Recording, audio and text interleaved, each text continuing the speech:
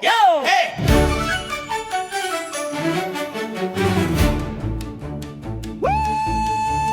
Gather round the fire, let the tale unwind. The Boombastic boys with mischief in mind. They called up K.M. Rice, said let's take a stroll through the pagan past where the Yule flames roll. Krampus stomps with his bells and chains. Yule lads laughing in the snowy lanes. La Befana sweeps with her broom held high. A witch in the night under starry skies. We are going home, home.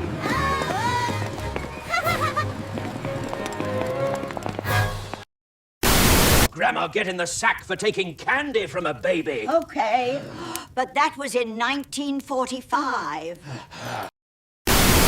I should have Krampus's job. He is way too nice. Ho, ho, ho! Merry Christmas. Now, you don't get that every episode, so that could mean one thing. We're at you with the Yuletide Christmas special. A very fantastic evening upon us. We hope everybody out there is enjoying their Christmas Eves, having fun, but not too much fun. We've got a very special guest with us, a gentleman you've seen on the show before and the special before, the great Gary K. Wolf, creator of Roger Rabbit. How you doing, Gary? Hey, I'm doing great. Thanks for having me back again. And I guess again and again. So I think this is my third time. Yeah. Hell yeah. I think I get points. I think if I get 4, I get a bottle of Toon Tonic or something. I'm not sure. Yeah. Definitely no dip. We're not going to send you the dip, you know what I mean? And underneath him, the gentleman from That Figures podcast, Chris Long, and the chef himself. How you guys doing? Hey, doing all right. That's what I like to hear. Rocking out, That's right. It's the Yuletide season. It's a beautiful thing. Hopefully we have some snow on the ground at this point, a little bit. I heard it's coming. Well, I'm in Boston and it's snowing right now. So Is it snowing? yeah. Oh, all right, Yeah. word. And this is not our first snowfall. I mean, we've had 4 or 5. None of it sticks around long enough to go out and make a snowman, but it's going to be a good Christmas. Yeah. That's what I like to hear.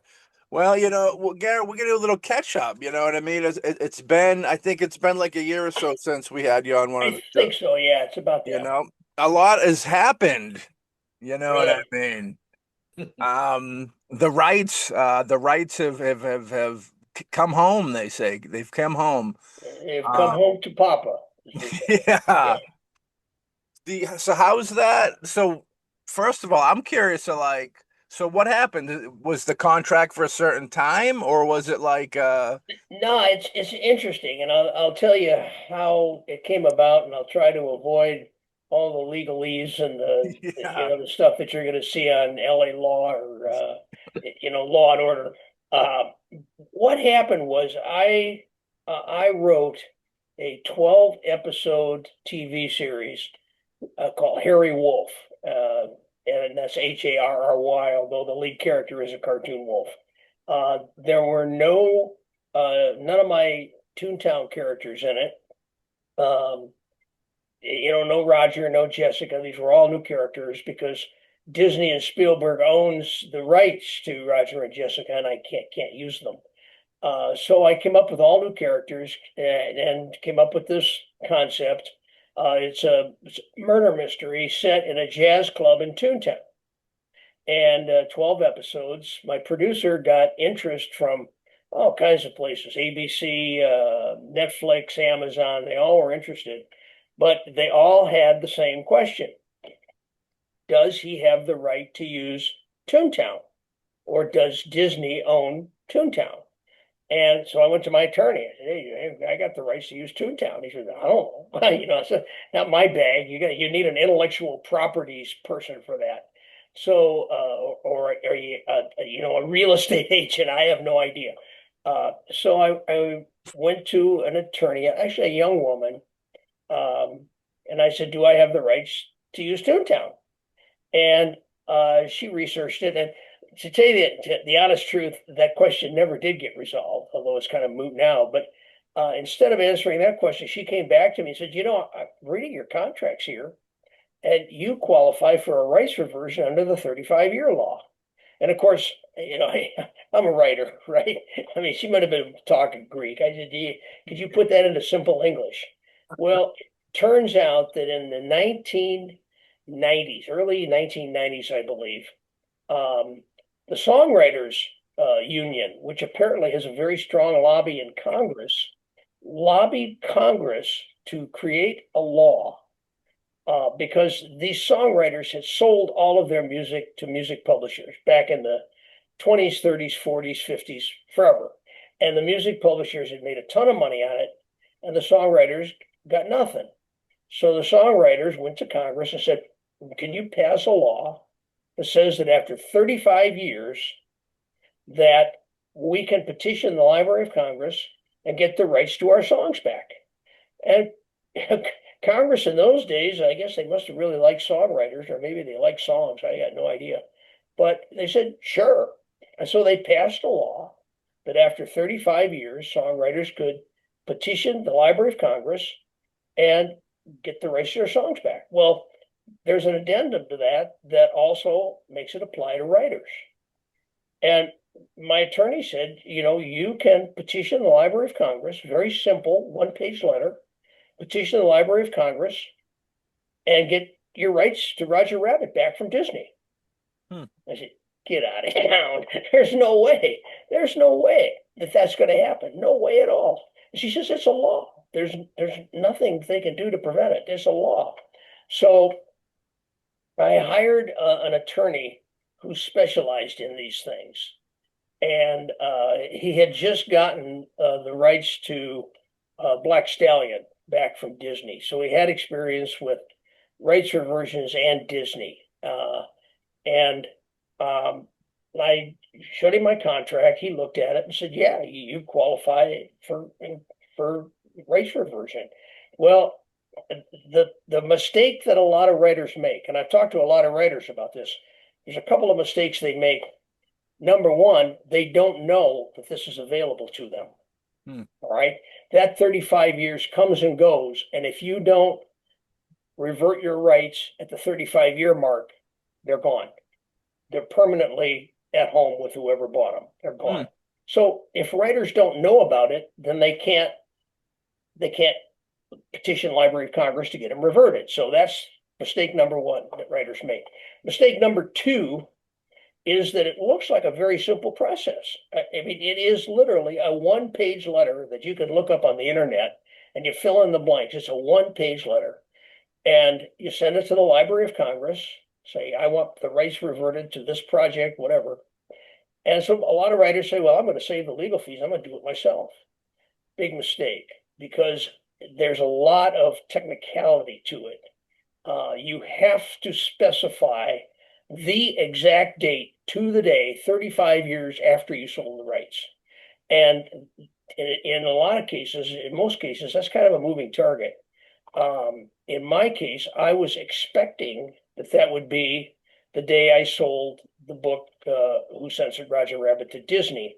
Although my attorney told me, no, that it would be most likely the date the movie came out.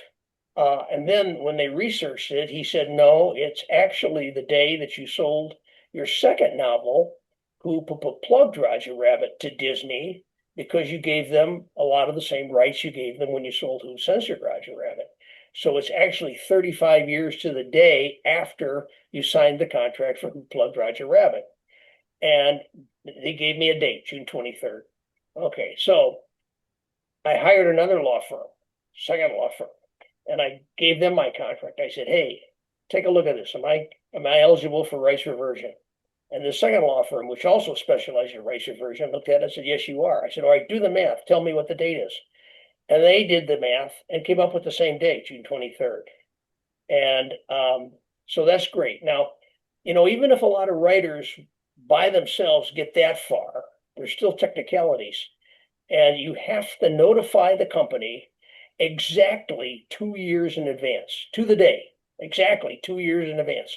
and leap years figure into that. So it's complicated. Yeah. 2 years to the day before you plan to revert your rights, you have to notify the company that you're planning to revert your rights. Okay. Now, let's say that you do all that. What happens when it gets closer to rights reversion day? Well, this is Disney, and I was expecting. I wasn't, I wasn't expecting a lawsuit, although I wouldn't have been surprised. Lawsuit, intimidation, harassment, whatever. It's a big company, and a lot of publications in Hollywood, Variety, Hollywood Reporter, have approached me because they're doing articles on the big bad movie studios, and they want me to comment on my rights reversion, and they want me to say, well, the studio fought me tooth and nail every step of the way, and it was just agony. But it wasn't. It was a totally painless process. I notified them that I was going to revert the rights. They took a look at it. They said, yeah, it's a law. You're going to revert the rights. And that was it. 2 years. Actually, it took them about a year before they finally bought into it totally at corporate. But a year before the rights reverted, Disney started notifying all of their suppliers and all of their vendors that they would stop producing Roger Rabbit merchandise because as of June 23rd, they no longer own that character.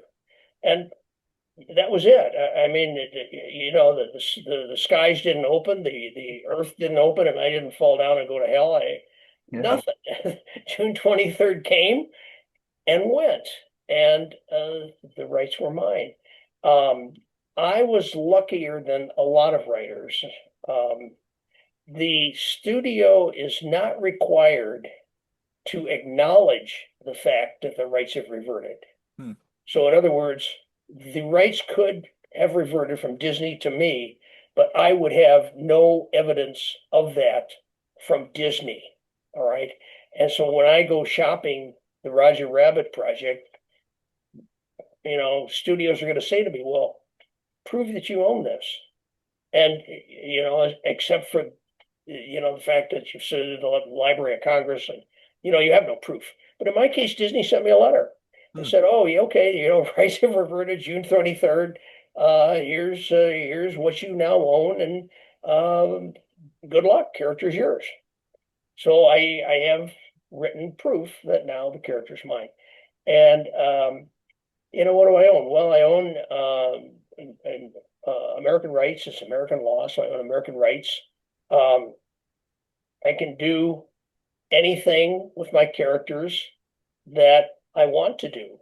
And the things that I want to do and the things that we will do, I want to do a sequel movie. We're going to do 2 TV series, one for children, one for adults. Yeah. We're going to do comic books. I've already talked to one of the leading comic book companies who's going to do the comic books. Stage play. I want to do a stage play. And I've been approached by people with very interesting technologies that will allow us to project on stage 3D holographic images of cartoon characters that are absolutely real. And so the cartoon characters will be holographic images, and the actors will interact with holographic images. Amazing technique. So, we're going to do that. I want to do a live action Jessica Rabbit movie, live action animation Jessica Rabbit movie. And I want that based on my latest two-town novel, which is Jessica Rabbit Serious Business, which is Serious with an X. Sirius is a spy agency that's dedicated to the pursuit and capture of master criminals. And, it's a Jessica Rabbit origin story. It takes her from her days as a 22-year-old, not particularly attractive, kind of trailer trash young woman who works at a toy store, a novelty toy store called Wacky Wabbits.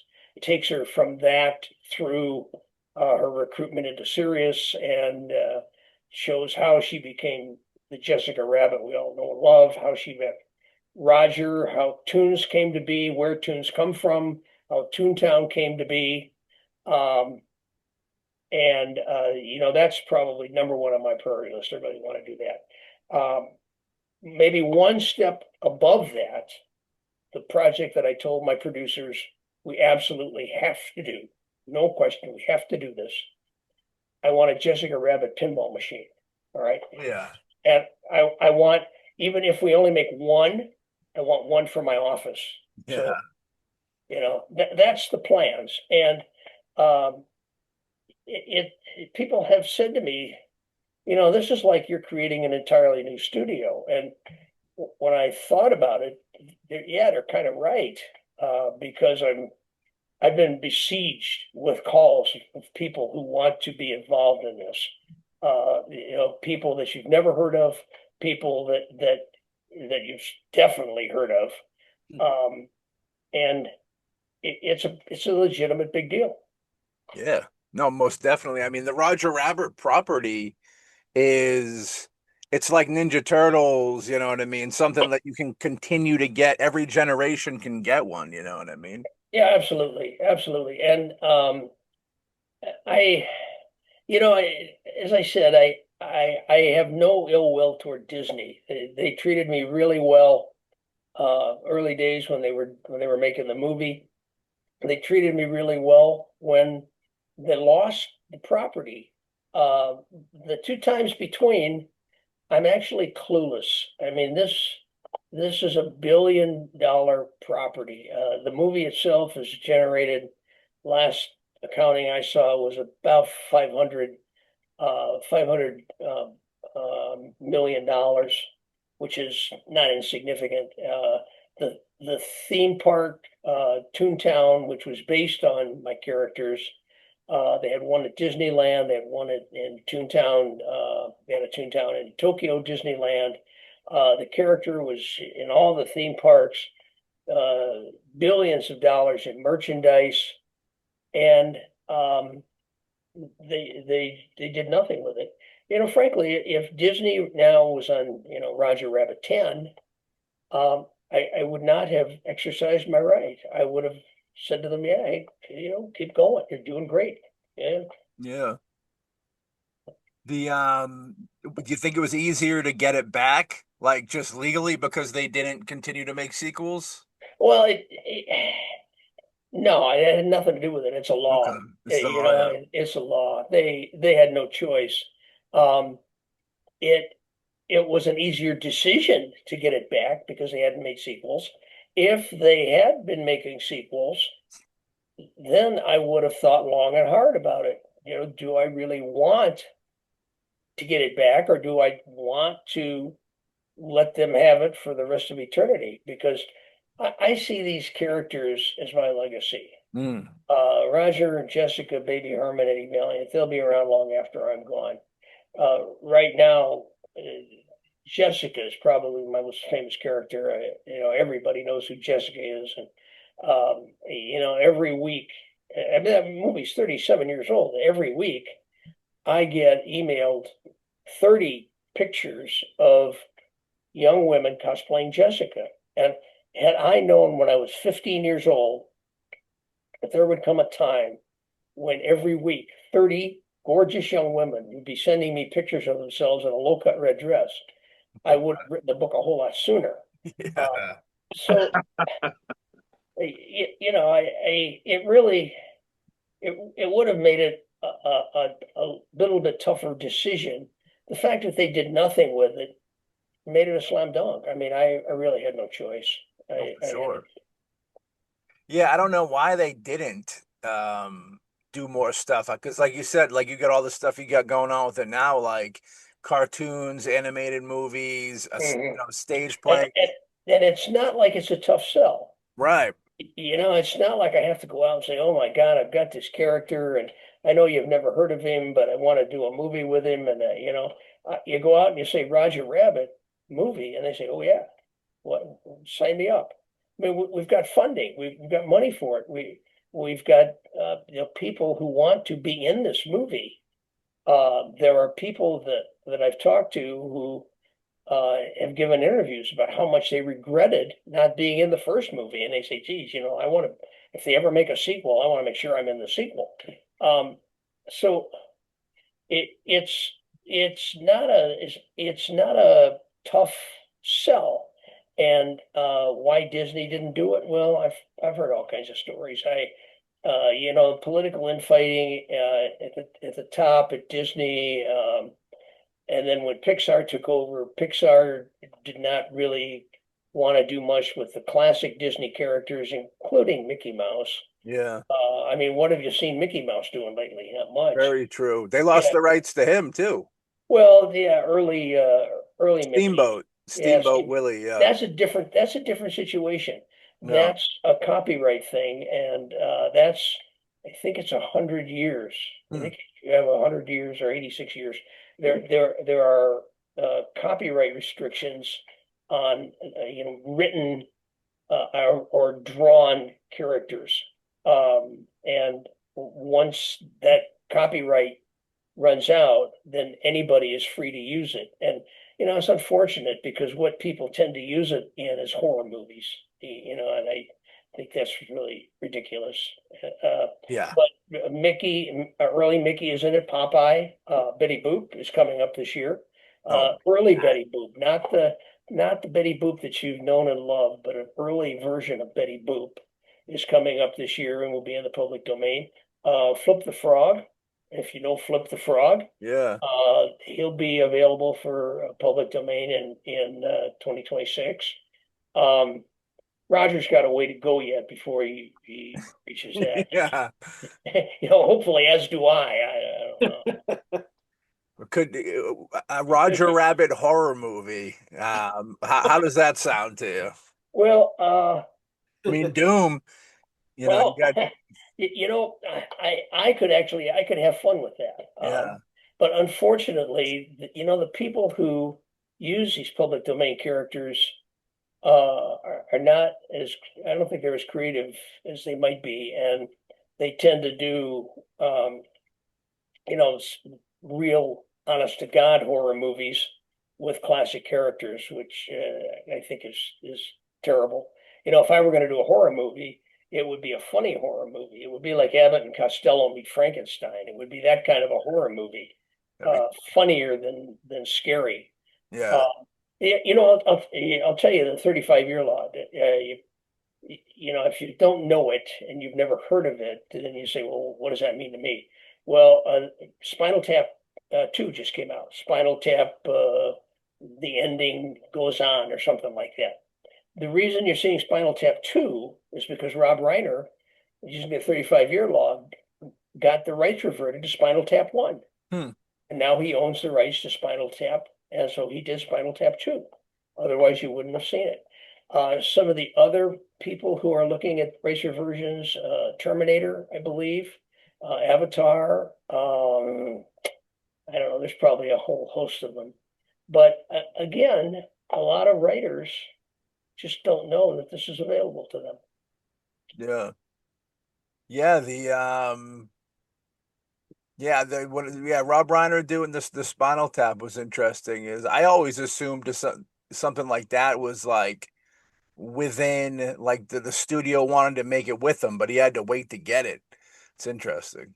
Yeah, no, maybe that may well be true, but when he got the rights back, he was able to do it himself. But Spinal Tap, that's a slam dunk. Oh yeah. If you go someplace and say, I want to do Spinal Tap 2, I say, oh yeah, Spinal Tap 2, let's do it. So I don't know why the studio didn't do it. I told you my attorney also worked on Black Beauty and got the Black Beauty rights back. You still haven't seen Black Beauty 2. Right. And the reason for that is Black Beauty is not what you would call a classic character. I mean, there's no Black Beauty walking around in costume at Disneyland. Right. There were no Black Beauty shorts. There were no Black Beauty comic books. Black Beauty was basically a one-off. And yeah, they've got the rights back, but it's not the kind of a movie that is an easy sell. Yeah. somebody could just say, well, hey, let's just do Brown Beauty and forget about it. I could see that. Or white, black, and brown beauty. Who knows? Yeah. Yeah, Bill and Ted, I think the same deal where I think Keanu got the rights back, like Well, yeah, or could be, something. yeah, Yeah, could be. Yeah, I don't really follow it. Once I got mine, I kind of lost interest in other people. I for don't care. sure, for sure. But yeah, I wouldn't be surprised. I mean, that's about the right era. I have certainly I've told all of my writer friends who have sold books to movies to put it on their calendar. And when 35 years rolls around, actually, you got to start earlier. You see, that's the deal. If the date that you give the Library of Congress and the studio is a day early or a day late, you're out of luck. The deadline passes and you've lost it. So, and you have to notify them 2 years ahead. So you're really talking about 33 years, not 35. And I've told all my writer friends, put it on your calendar for when the 35-year start coming up. Go back 2 years, go back a year from that, talk to a couple of good attorneys and get yourself all set up. So that's what I've been doing to help other writers. And most of them don't know about it. Yeah. I didn't know about it. And if that young woman hadn't looked at my contract, I still wouldn't have known about it. And I'd still be sitting here waiting for Roger 2 to come out from Disney. Yeah. You said that they didn't really pull the trigger on the movie till after acquiring the second book, the Who Plugged Roger Rabbit, but they bought the first one. They just didn't do anything with the property, or They bought the first one. They bought Who Censored Roger Rabbit. That's the one they used to make the movie. okay. I wrote Who Plugged Roger Rabbit, Who Plugged Roger Rabbit. We standardized on the 4-piece stutter. I had Who Plugged Roger Rabbit. They bought that one, and for the longest time, that was going to be movie 2. That was going to be the sequel. But again, corporate infighting. Jeff Katzenberg, who was instrumental in making the first one. I give him a lot of credit for that. He had a row with Michael Eisner, who was president. Katzenberg went off and joined Steve Spielberg and Geffen in Amblin SKG, and Jeff made a vow that he would never do anything to make Disney another nickel. So he told Steven, don't greenlight a Roger Rabbit sequel. I mean, I've heard this. I have not actually sat down over coffee with these guys and gotten this firsthand, but this is what I've heard. And so Steven, who owns the rights, I mean, Disney can't make it unless Steven goes along with it. Steven said, okay, and canceled Roger 2, which was going to be Who Discovered Roger Rabbit, Toon Platoon. He talked to a number of people and he got a number of answers, but he canceled it. Just never surfaced again. And then later, everybody kind of made nice and got back together again. Steven got a bungalow on the Disney lot. Bob Zemeckis, who had been on the outs with Disney, came back and they gave him his own little animation company to run himself. And Frank Marshall and Kathleen Kennedy came back and they were the line producers and they were at Disney. And somebody said to them, "What's the first movie you want to produce for Disney?" And they said, "It was Roger Rabbit sequel." So all the pieces were there again. And they were ready to go when the Pixar thing happened. And Pixar came in. The Pixar people kind of took over Disney and only wanted to do CGI and only wanted to do their characters. So fell apart again. And never resurrected. I don't know. Yeah, they I guess do their like the original stuff that they owned or whatever. Even like the style of Roger Rabbit with like the live action but animation was like the first of its kind. I think Space Jam did it after, and there really hasn't been a lot of films that kind of dipped into that category. No, none. And Roger wasn't the first. Roger was. There were others. Gene Kelly dancing with Jerry the Mouse. That was early. Mary Poppins was before Roger. And the penguins that are the waiters in the Ink and Pay Club, those are the penguins from Mary Poppins. Okay. There's a lot of crossover. Actually, Disney did, believe it was live action animation back in the 1930s, Alice in Wonderland, a very really black and white Alice in Wonderland live action animation. And then Coco the Clown out of the Inkwell. There were lots of live action animated movies before Roger. What made Roger different from all the rest was Roger did it well. And Roger did it perfectly. And the transition and the interrelationship and the integration of cartoon characters and human actors was seamless. Yeah. The cartoon characters looked like they really, really belonged in that world. There's a sequence where Roger Rabbit is in the back room of the terminal bar with Eddie and Dolores, and Roger bumps his head against the lamp, and the lamp goes swaying back and forth. Well, when the lamp's swaying back and forth, it's casting shadows back and forth, back and forth. And of course, those shadows go over Eddie. They go over everything. They go over Eddie. They go over Dolores, back and forth. But they also go over Roger. And so you see the shadows going back and forth. And it's an incredibly, incredibly complicated piece of animation. And it's so simple, and it only lasts, 45, 50 seconds. But it's so complicated and so spectacular that now when an animator does something that is really spectacular bit of animation, they call that bumping the lamp. And that's what made Roger different. The other thing, Dick Williams, who was the lead animator. Dick personally animated the entire opening scene with Roger in the kitchen, all right, where he's dodging the knives. He animated that personally, every cell, 24 frames a second, so 24 cells per second. Now, if you look at that, it's a great cartoon, and you think, wow, this is really funny. But you look at it, and you realize the kitchen floor is black and white tile. Okay, black and white tile. Now, there's no reason why it had to be black and white tile. It could have been an all black floor or an all white tile, all white floor. But he made it black and white, which means that every 24th of a second, as the camera moved, all of the lines of perspective moved. So he had to reanimate every single line in all of those lines of tile, 24 frames a second.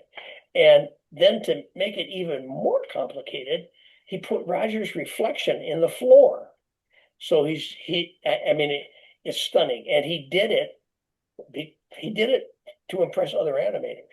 Yeah. He did it so that when other animators saw the opening sequence, their jaws would drop and they would say, oh, whoa, that's incredible. So that's what differentiated Roger Rabbit from anything else. Certainly from something like Cool World, which was, just a step or two above Saturday morning cartoons. Space Jam, Yeah. which, was a terrible premise to start with and was not very well executed. The other thing about Roger Rabbit, and the thing that I've told producers that we have to do, the story in Roger Rabbit was a good story, and it had pathos and emotion, and you cared for those characters, and they were real. They were real characters with real feelings. And when Roger was sad, you got sad. Plus, the actors were incredible. I mean, Bob Hoskins. Oh yeah. Kathleen Turner is the voice of Jessica. Charlie Fleischer is Roger. They were all really first-rate actors. And that's the level that we have to maintain for anything that we do going forward. It has to be that good. Yeah. It deals with like you were saying with it dealing with real stuff, like with the Eddie Valiant losing his brother. Like that was pretty dark for like a kid's movie, The whole movie was dark. And my book, Who Censored Roger Rabbit, was even darker. So they actually kind of brightened it up. The Yeah. the Disney version was like, instead of being pitch black, was sort of shady black. But yeah, it had a lot of dark stuff going on. You know, the the two scenes that people tell me that traumatized them when they saw them as kids was when Judge Doom's eyes bugged out and started spinning around, and he started talking in that high squeaky voice. Oh yeah. That terrorized a lot of kids. But the other thing that terrorized not only kids but grown-ups was when Judge Doom dipped the red shoe. Yeah. And there is a group called Justice for the Red Shoe, and they send me periodically. They send me emails and say, "Hey, don't forget us." And I have promised those people that in a sequel that I will bring back the Red Shoe. I will resurrect the Red Shoe, right? Because they feel he was unjustly persecuted. Although, if you watch the movie, nobody notices this, but if you watch the movie, the Red Shoe is the shoe that kicked the policeman in the crotch. So he is not entirely blameless, and some might say that he got what was coming to him. So Yeah. That's a pretty bad death. I don't know. I wouldn't want to really, get put in the dip. The yeah. Well, rest in peace, Bob Hoskins for sure. Superb in it. Do you think that I got to tell you, I mean, people ask me if I have any regrets about the movie, and I have one, big one. Bob Hoskins did what I thought was the greatest acting job I have ever seen anyone do ever. I mean, he was standing on a bare stage with a green screen behind him, making up everything that was around him. Mm, And he made you believe that all of that was real.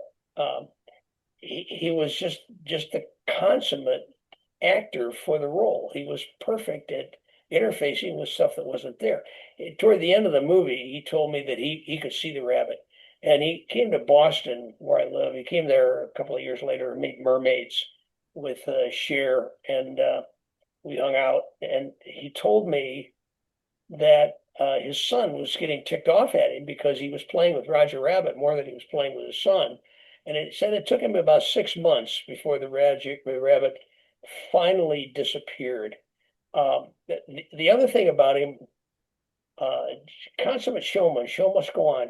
When he gets thrown out of the Ink and Paint Club and goes flying through the air, the gorilla throws him out, and he lands on those boxes.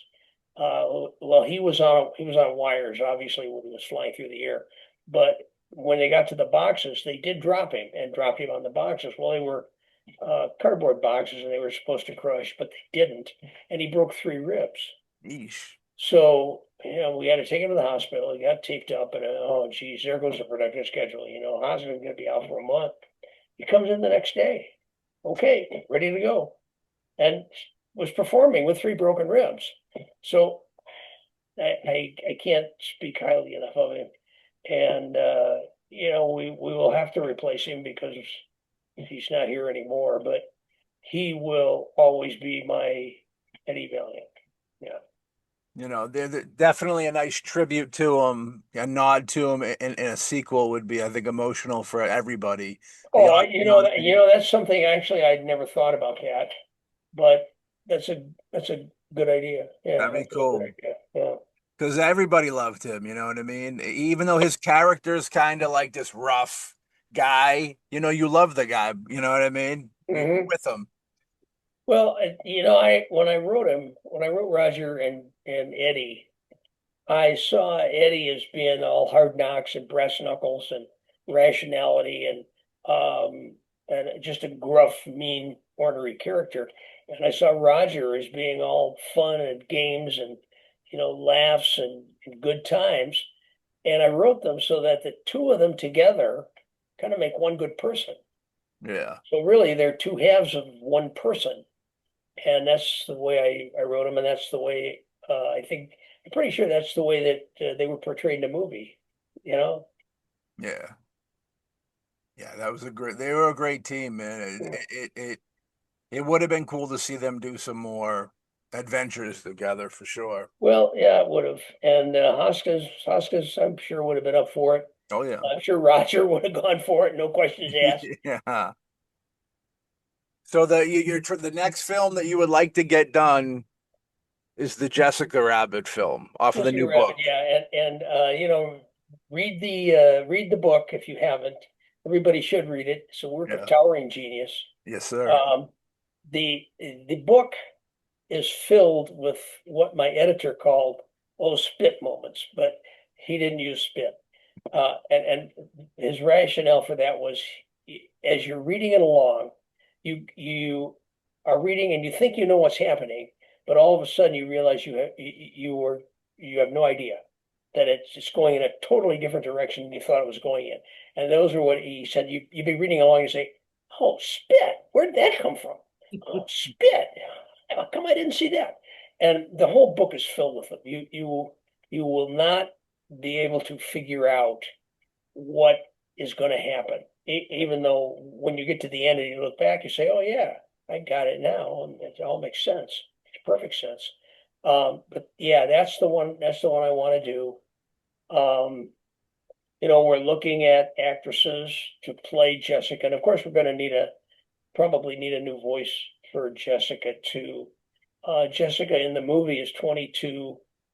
I think she starts at 22, and I think it takes her from 22 to 24.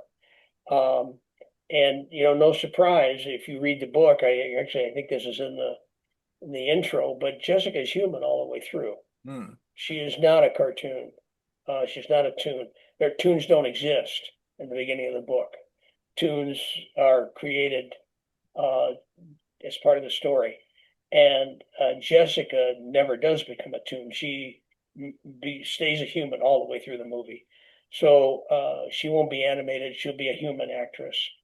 And right now I am interviewing some of the most lovely young women I've ever met in my life. Yeah.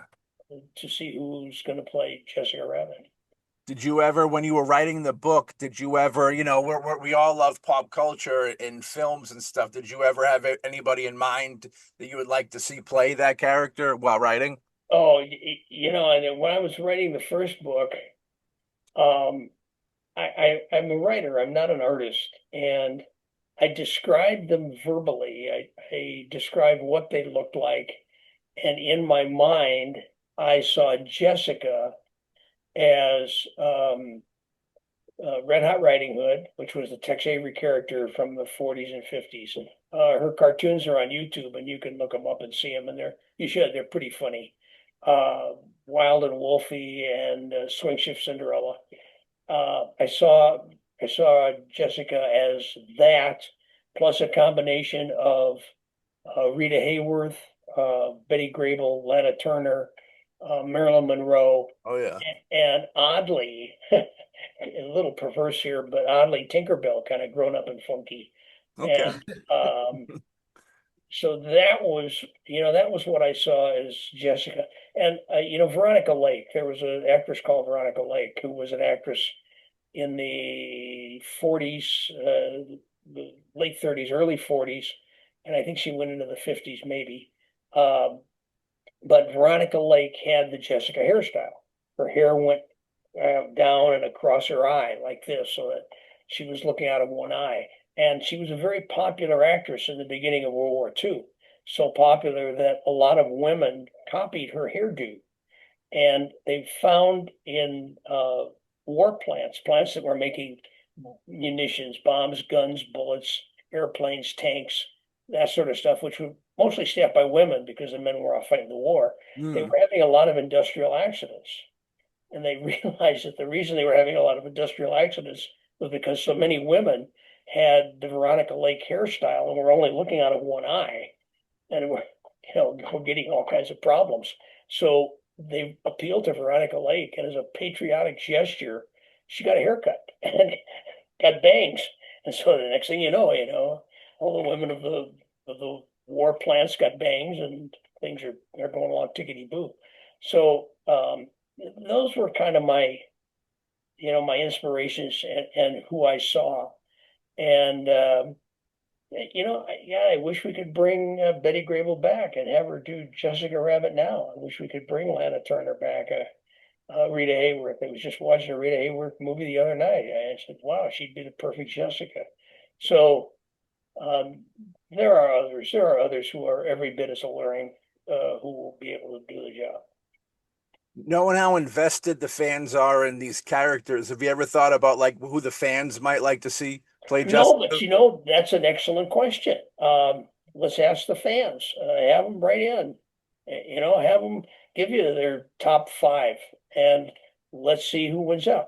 I'm not going to tell you who I'm talking to, because if I tell you that and the actress who winds up getting the role isn't somebody I tell you I'm talking to, then she's going to be ticked that I didn't tell you I was talking to her, or the other actresses are going to be ticked that they didn't get the role. So I'm not going to tell you who I'm talking to, but yeah, I'd love to see that. Let's have the fans do that. They can write to you, they can write to me. We'll make a list and see. I don't want to pit actresses against actresses. Yeah. I don't want to say, okay, but I would like to see the fans' comments. Yeah, that'd be great. Yeah, I bet they got some good ones, and that's really cool to kind of let them be interactive. Sure. I mean, who do you guys want to see? Scarlett Johansson. Good choice. What do you guys think down there? The rest. Maddie will fund that for you too. His high roll bankroll. Oh, that's how we do it around here. All right. I want to see Alexander Hawk as Jessica Rabbit. Yeah. He can pull it off. He's got some what, labels in the you closet. could make that movie. That's not going to be my movie. That's going to be somebody else's movie. Listen, I know I would not be a great Jessica or even a Roger, but heck, I'll take the job of the Red Shoe. I'll be the Red Shoe. That'd be cool. He's done voiceover work. So if we're going down that route, why don't I just play her myself? That's true. There you go. Hey. So, all right. So wait, seriously. One of the deals that I have made with my producers that I told them this has to happen is that every project from now on, probably not the stage play, but every movie and TV series, I have to have a cameo. I want to be Stan Lee. Of course. So I have to do a cameo in all of these projects. Very cool. You have any like cameo type quick things pop into your head that you would like to like do in the film? Well, I mean it's kind of hard to say until I actually see the script and see what we're going to do. But I used to love seeing Stan Lee pop up in those movies and doing weird stuff. And Stan was I spent a lot of time in Stan's office. When I went out to LA, he would invite me over and we sit in his office. He had more toys in that office than there is in a kindergarten preschool. I mean, it was incredible. Yeah. And he was just the neatest guy. And he just did those cameos for the fun of it. I mean, he just thought it would be fun and he suggested it and they put him in and it was so much fun for him. And the fans liked it so much that they just kept coming back and doing it over and over and over again. And I'm going to do the same thing. Yeah, dude, that'd be really cool. Yeah, I've always wondered what the crossover was with the comic book people and like the animation people, like if they traveled in the same pack, so to speak, So yeah, sometimes yes, sometimes no.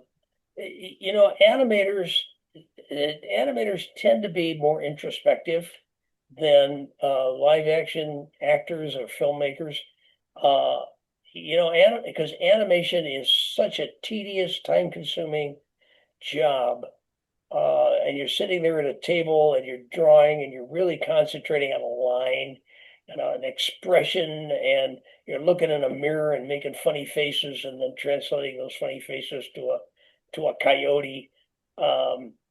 It's a really draining and kind of introspective process.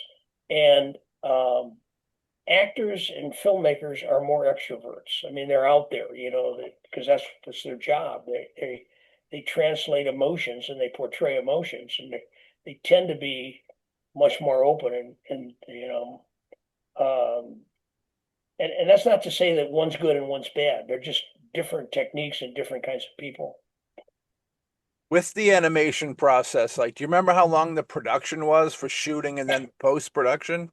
Yeah, I'll never forget it. Sure, we started seriously in 1985, and the movie came out in 1988, so it was 3 years. And we shot, a lot of it went on simultaneously, but we basically recorded the voices first, then shot the live action, and then animated over the live action scenes. And they got into some trouble doing that. One of the first scenes they shot was the scene of Eddie Valiant in the alley with Roger, and it was actually happened toward the end of the movie, but it was one of the first scenes they shot because of locations and stuff like that. And Bob Hoskins, to make people believe that rabbit was real, Bob Hoskins had to look into the rabbit's eyes. He had to maintain eye contact with the rabbit. That was how he convinced the audiences the rabbit was real. And toward the end of the movie, he had it down. I mean, there was no rabbit there, but he knew exactly where that rabbit was going to be when it was animated. Had it cold. The beginning of the movie, not so much. So when he's in the alley with the rabbit, one of the first scenes, he was actually looking too high. He was looking at where the rabbit, maybe the top of the rabbit's ears would be. And when they saw the rushes, said, "Oh, Hoskins' eye line is wrong."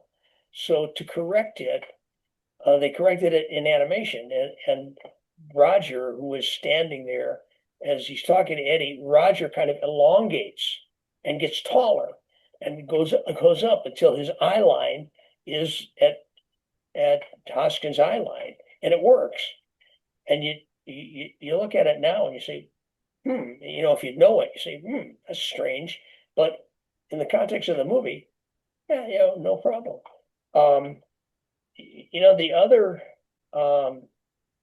The other thing with the animation, the animators had to deal with Warner Brothers, the Warner's characters, and the Disney people and the Warner's people had different ideas of what those Warner's characters should look like. The Disney people wanted Warner's characters to look like they did in 1946.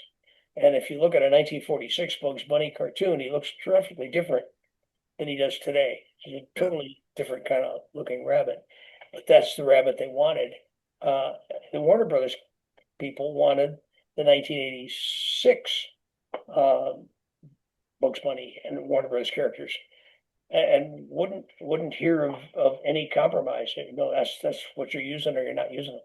So what the animators did was they did two versions. They did one version using the 1946 characters and one using the 1986, 87 characters. And they showed the 86, 87 characters rushes to Warner Brothers and put the 46 characters in the movie.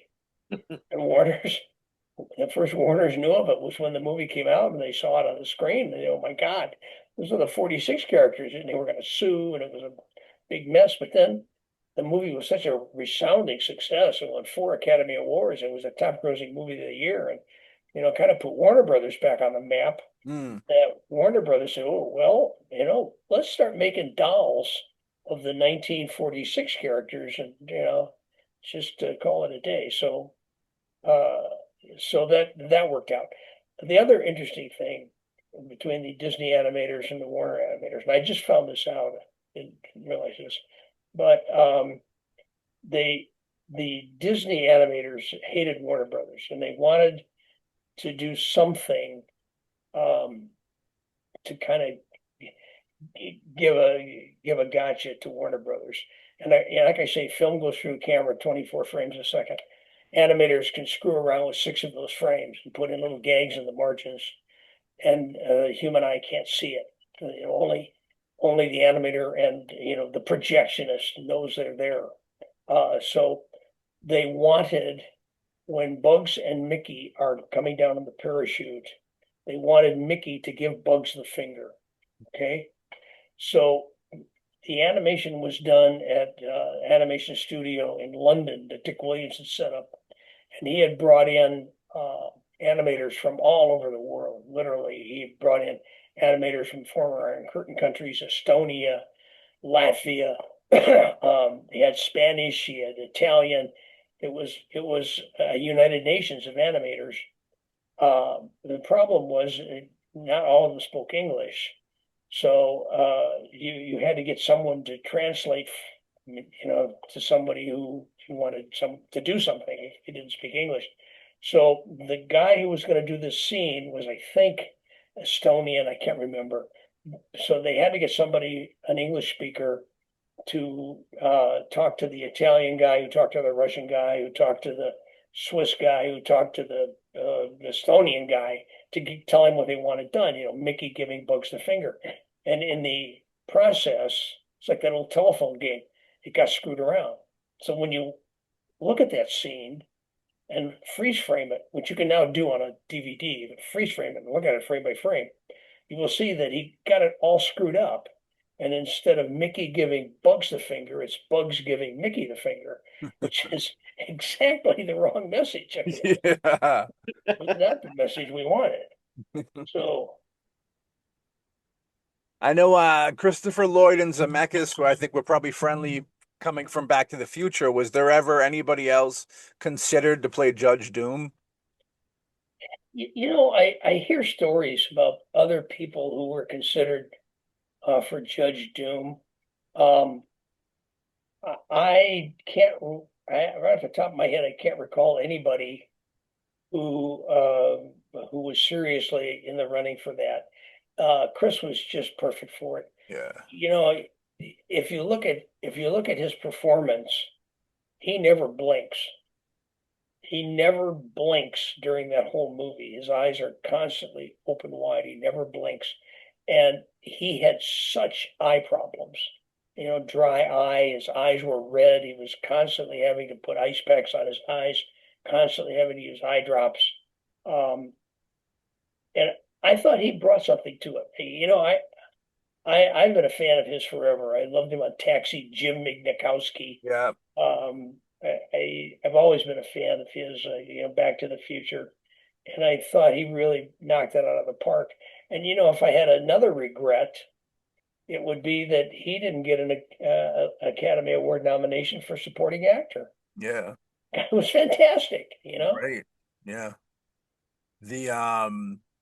When, yeah, you kind of can't really think of anybody else playing that part. He did so good, you know what I mean? Yeah, you can't. You can't think of anybody but him being Judge Doom. You can't think of anybody but Hoskins being Eddie Valiant. They really brought something to that role that made it indelible. It can't be changed. Yeah. And it's unfortunate because now they're gone. Like Hoskins is gone. Judge Doom is gone. Although thankfully, Chris lives on. But we can't have Hoskins come back. And the movies that we're looking to do. I mean, we're looking to do 8 Roger Rabbit movies over the next 10 or 12 years, and so we need someone who is young and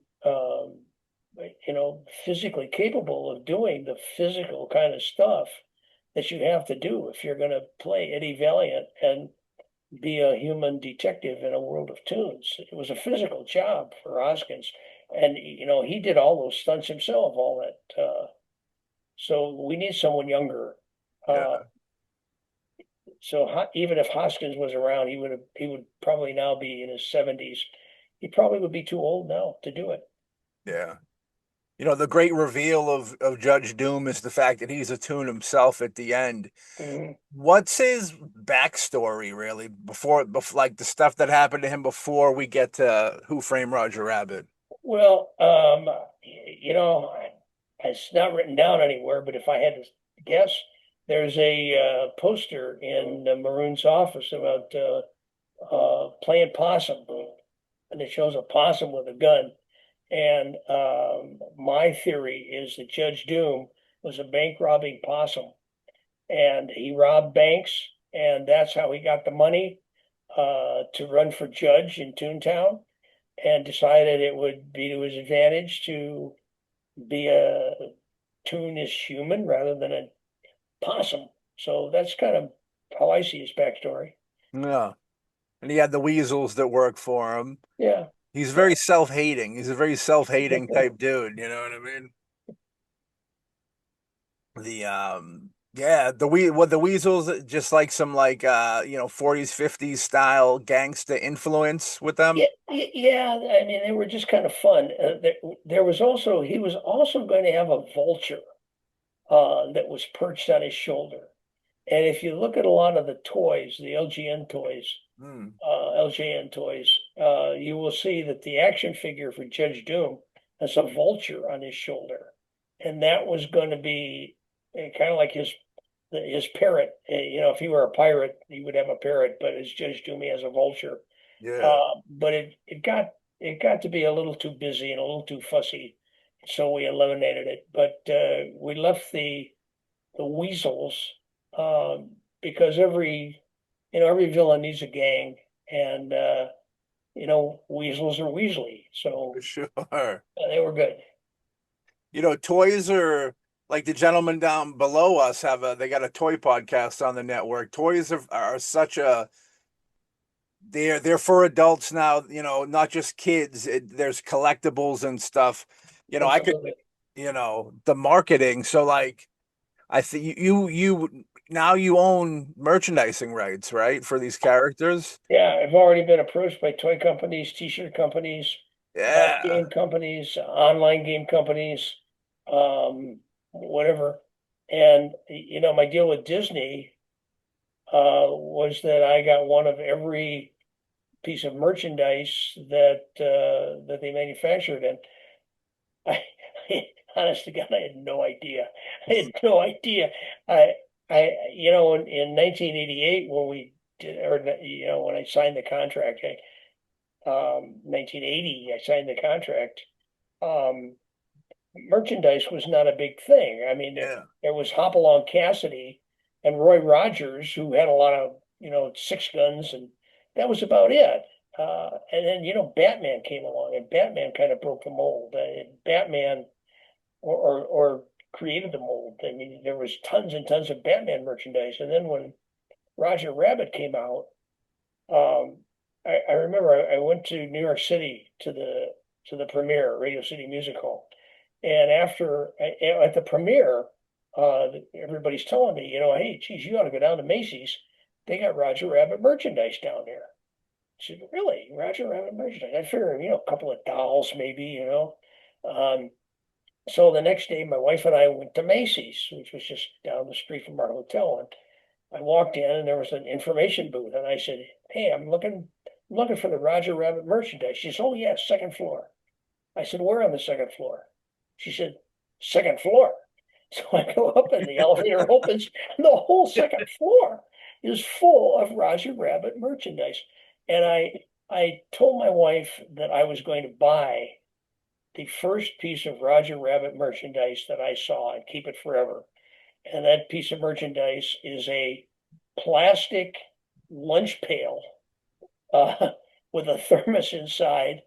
And I still have it. And it was the first thing I saw when I stepped out of the elevator. And as I'm walking up and down the aisles, I see Charlie Fleischer, who's the voice of Roger Rabbit. And he's walking up and down the aisles. And I said, can you believe this? And he said, no, I can't believe this. And so, Disney said, well, you're entitled to one piece of every Roger merchandise. I said, look, let's donate that to a children's hospital somewhere. I would need a second house in order to take care of all that Roger Rabbit merchandise. That was gonna be one of my coming questions. What would you do with all that stuff? Did you give it away? Yeah, no, I gave it to a children's cancer center. And, oh, that's awesome. Yeah, that's very cool, awesome. man. People ask me what was the best piece of Roger Rabbit merchandise, and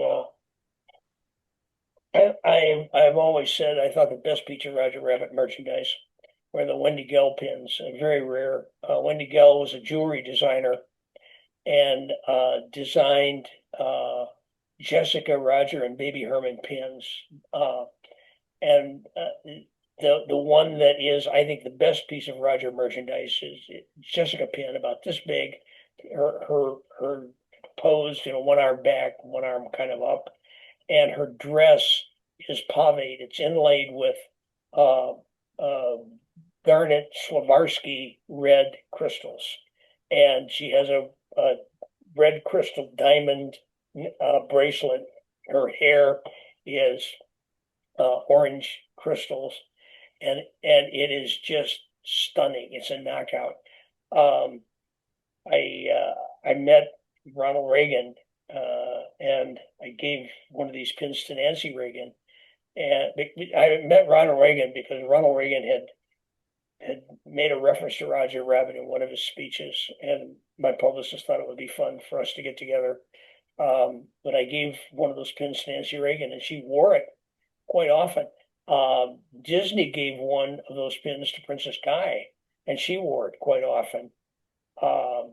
Very, very rare and very hard to find, and probably pretty expensive today. But that's the nicest piece I've seen. Yeah. I can't help but think that there's like some rapper out there with a big iced out Roger Rabbit face around his neck. You know what I mean? Well, the other thing, I'm a big fan of tattoos. I lived in San Francisco, and we had a place in downtown San Francisco, and Lyle Tuttle had a studio just down the street. Lyle Tuttle was the king of tattoos. He tattooed Cher and Janis Joplin and Jim Morrison and all the biggies. And I used to go watch him tattoo people. And I'm a big fan of tattoos. And I told my family that anybody in my family who wants to get Roger or Jessica tattooed on their body, I will pay for it. And so far, 6 of them have taken me up on it. Hey, I'd take it up on that. Yeah, I get pictures. People know that I love Roger Jessica tattoos. And I get pictures of sometimes Roger, mostly Jessica tattoos sent to me every week. Almost as many as young women cosplaying Jessica. Jessica tattooed in all kinds of places. Some of them entirely inappropriate. But my favorite was when I was at the Saratoga Springs Arts Center, which is a performing arts center in Saratoga Springs, New York. And I was there to see the New York City Ballet. And I was sitting in the first balcony, second row. And in the row of seats in front of me were like probably 15 young women. By young, I mean, they were probably late 30s, right? Which was young to me, late 30s. And they were really punked out, a lot of tattoos, a lot of piercings. And I'm wondering if they knew that this was the New York City Ballet and not the Metallica concert, but just as the concert is getting ready to start, the young woman in front of me put her arm on the back of her chair, and on her shoulder from here to here, she had tattooed Jessica Rabbit. And it was Jessica Rabbit wearing a camel crop top, camel shorts, and carrying an M16. and I'm looking at that. I mean, it's like this close to my face, and I'm looking at it, and my wife says, "You gonna tell her?" I said, "How can I not?" And she said, "Miss, is that Jessica Rabbit?" And she said, yes, it is. I said, "Well, I'm the creator of Jessica Rabbit. I created the character." And I said, "I got to ask you, why the camel crop top and the camel shorts and the M16?" She says, "Well, I'm a retired Marine Master Sergeant, and that's what I dressed as. And she's my spirit animal, and my name's Jessica too." And I came up with the name Jessica for that character. The next movie came out in 1986. For the next 10 years, Jessica was one of the top 5 names for women. And for the next 20 years, it was never out of the top 20. So any woman who is of a certain age and is named Jessica has me to thank for her name. Without me, she would have been named Minnie Mouse. As a creator, do you feel that when we create these things, once we release them into the public, they're no longer ours and people take them as their own? And So sort of, yeah. I mean, you can't help it. I mean, people are going to treat your characters how they're going to treat your characters. I try and maintain some decorum, and I tell people, I post artist drawings of Jessica and Roger on my Facebook page every day, and some of them are way off yeah, way off model, but that's fine. It's an interpretation, it's an artistic interpretation of Jessica and Roger. I'm very careful to specify that I will not post anything inappropriate, and I don't want to see anything inappropriate. No nude shots of Jessica, which people were sending me routinely, and nah, forget that. I don't want to see that. right. No nude shots of Roger, certainly, although I can't even imagine.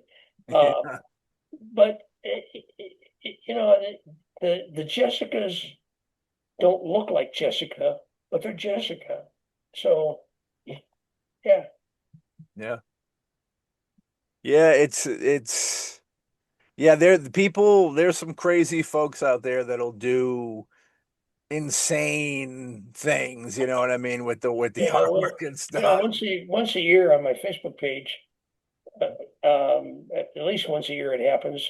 I post pictures of all the Jessica cosplayers, and there are some of them that probably should have given it some thought before cosplaying Jessica. But hey, it takes a lot of courage to put on the dress and expose yourself like that and go out there and do that. It takes a lot of courage, and Yeah. I admire that. And I'm never going to criticize somebody for doing that. But other people do. And the other thing I get a lot of men cosplaying Jessica, which I'm fine with. I have no problem with that. Hmm. The Toontown tent is multicolored and is big enough to incorporate one and all. And if some guy wants to play Jessica, great. I've seen some incredible Jessica cosplayers who are guys. They call themselves Jesse Yeah. Jesse Rabbit, and usually do a red blazer open with tight abs and look great. Other people aren't as understanding, and I get a lot of comments about, oh, this is awful. You shouldn't print that. These people are terrible, and so I have to write my letter at least once a year saying, hey, I am the almighty grand high potentate of Toontown, and if you don't like my rules, go someplace with other rules because I'm going to do it. Yeah. And I friend those people. I used to give them one strike, I used to give them two strikes. Somebody criticized something, I would write them a letter and say, hey, don't do that anymore. If they did it again, I blocked them. Now one strike and you're out. You criticize a cosplayer on my page, or you criticize an artist, you're out. It's just the way I want to treat my characters and the way I want my characters to be treated. Yeah, I mean, they're just fans that love the source, you know what I mean? Yeah. Like everybody else. Yeah. I know you guys, I had the Nintendo game for Roger Rabbit. You guys ever think about kicking off a newer or remastered version of Roger Rabbit for the video game world? I mean, Oh, absolutely. huge. It's on the docket. We're going to have standalone games. We'll probably have multiplayer games. I'm telling you, there is nothing you can think of that we haven't considered. I mean, Roger is still a viable character. Roger, Jessica is still viable characters and deserve to be, no pun intended, reanimated. Yeah, for sure. You ever put your books into like an audiobook form? Yeah, sure, absolutely. If you go to my website, and you should go to my website, We find should. out all about me, www.garywolf.com. You will find that all of the Roger Rabbit books, who censored Roger Rabbit, who plugged Roger Rabbit, who whacked Roger Rabbit, are all available on audiobooks, which saves me a lot of time because before that happened, if somebody wanted an audio version of my book, they would call me up and I would read it to them. Really? Yeah, so this saves me a whole lot of time. That's like a Daniel Johnston type deal, a folk artist from the '90s that everything he gave out, he would just re-record all the music. So like when you got it, it was like made for use type deal. It's a great idea. Yeah, And I didn't really do that. I don't want yeah. people I was gonna I say, don't want people calling me at home. Hey, read me your book. No, I definitely recommend everybody checking out the website. Me and Alex have multiple books from the website. Gary signs them. He's the best. You know what I mean? You guys down below, do you have any questions before we wrap this up? Very I short. got No, one, actually, but oh, go ahead, go Chris. for it, Jeff. No, I was just going to say, I actually, you already answered my question. I wanted to know kind of how the whole mix with Warner Brothers came about and how that was able to be, well, you know, that was actually Steve Spielberg. In 1980, 81, Roy Disney went to Warner Brothers and said, "Hey, we're making a live action animated movie, and we'd like Bugs Bunny to appear in our movie, and he'll just be on screen for 10 seconds. He'll come out and say, 'What's up, Doc?' He'll munch a carrot and he's off." And Warner Brothers said to Roy Disney, "Get lost. There's no way that Bugs Bunny's ever going to be in a Walt Disney picture. That's just never going to happen." So in 1986, when Steve Spielberg walked into Warner Brothers and made the identical request, "Hey, we're going to, have this movie and Bugs Bunny a cameo." Warner Bros. Said, "Of course, Steven, of course, whatever you want. Sure. Well, what about Porky Pig? Don't you want him too? And, how about Wile E. Coyote the Roadrunner and Sylvester and Tweety Bird? And, I take them all. Take them all." So he walked out with all the Warner Brothers characters with one requirement. Bugs Bunny, being a cartoon superstar, had a contract. Also had an agent in a contract, and his contract specified that Mickey Mouse could not be on screen without Bugs. They had to be on screen together. If Mickey Mouse was on screen, Bugs had to be on screen with him, and they had to have the same number of words of dialogue. Hmm. So if you watch the movie, you will see that Bugs and Roger are, Bugs and Mickey are in the same scene. Every time Mickey's on screen, Bugs is on screen. There is one instance when Bugs walks across the back lot early on, when Bugs walks through without Mickey. So obviously Mickey did not have as good an agent as Bugs. Yeah. But whenever Mickey's on screen, Bugs is on screen with him, and they have the same exact number of words of dialogue. You can count them up. Even these animated characters have egos in Hollywood. It's crazy. Everybody has an ego in Hollywood. Yeah. Chef, yeah, you I had a mean, question? Nope. Yes, sir. Big Okay. fan. I got to ask because, that's what I do. Is there some kind of blooper from the movie that a lot of people don't know? Like maybe it was an outtake that made it to the movie, or if it was like a scene where someone messed up a line and it just turned into it had to be in the movie. Well, there's a lot of stuff in the movie that's there that you never see. Like I said, film goes through the frame 24 frames a second. So animators put in a lot of what they call gags of the margins, and they're 6 frames long, which means 6/24 of a second. And they're invisible to the naked eye, but the animators know they're there, and they have a lot of fun putting them in. And the movie is filled with them. When Eddie Valiant is in the washroom, the restroom, and he looks down, there's no floor.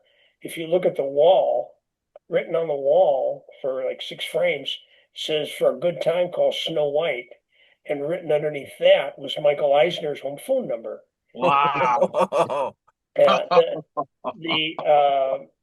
thing that kind of, and when Betty Boop says, "Hey, I still got it, ain't I, Eddie? Boop boop doop," the front of her dress falls down and she's topless for 6 frames, and then she puts it back up again, which is something that Max Fleischer, who originally created and drew Betty Boop, something he did in every single Betty Boop cartoon. Whenever she says "boop boop doop," the front of her dress falls down. So we continued the tradition. What finally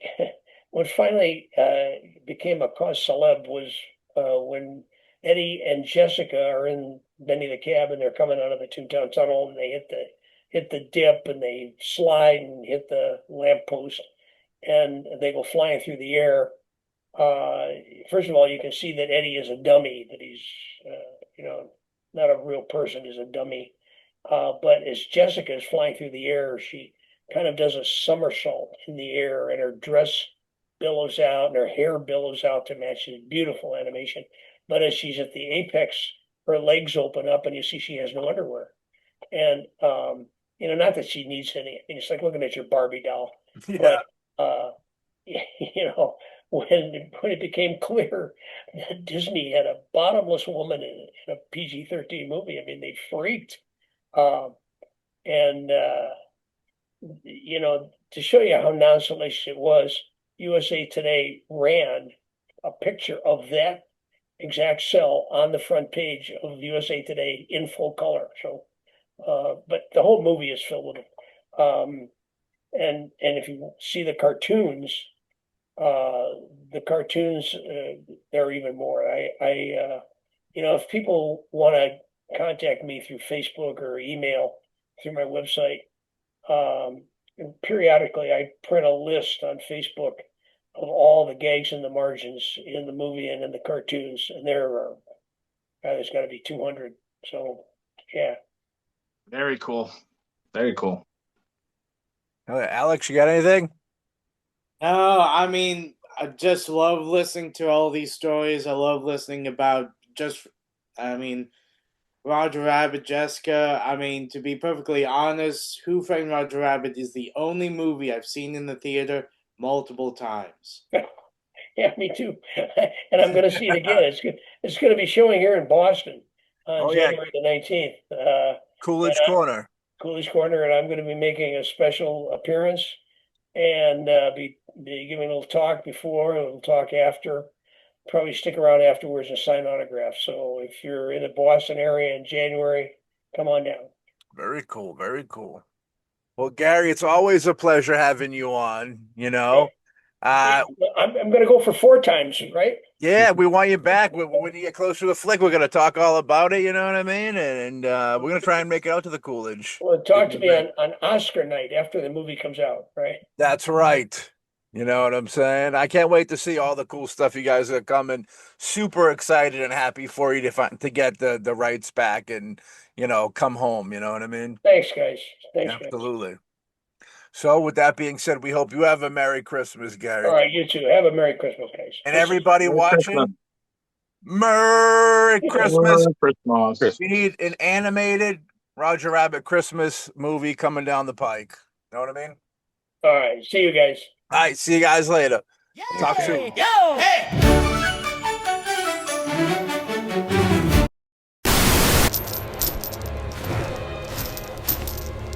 I don't do timeout. Incoming! Missed again! Take this one! This is for you, child. For me. It's beautiful. Thank you. And another special treat for the big Yuletide special this year. We have the great Kelly Rice, KM Rice, if you're going to go peep her books and all her stuff, and the great Greg Talley, who we've had on the show before in the past, a couple of years back, I believe. For your Halloween special last time. So. For the Halloween. So he's fully a well-rounded holiday individual with us. That's awesome. I can't wait for the Arbor Day special. Oh, yeah. Arbor Day. And Alexander the Hawk. Alexander, how was the travel from the last segment to this segment? You doing all right? I'm doing okay. My arms are tired from all the flying back and forth. Very nice. They have some. I'm a first timer on this podcast, but absolutely delighted to be here and so appreciate the invite. Hey, anytime.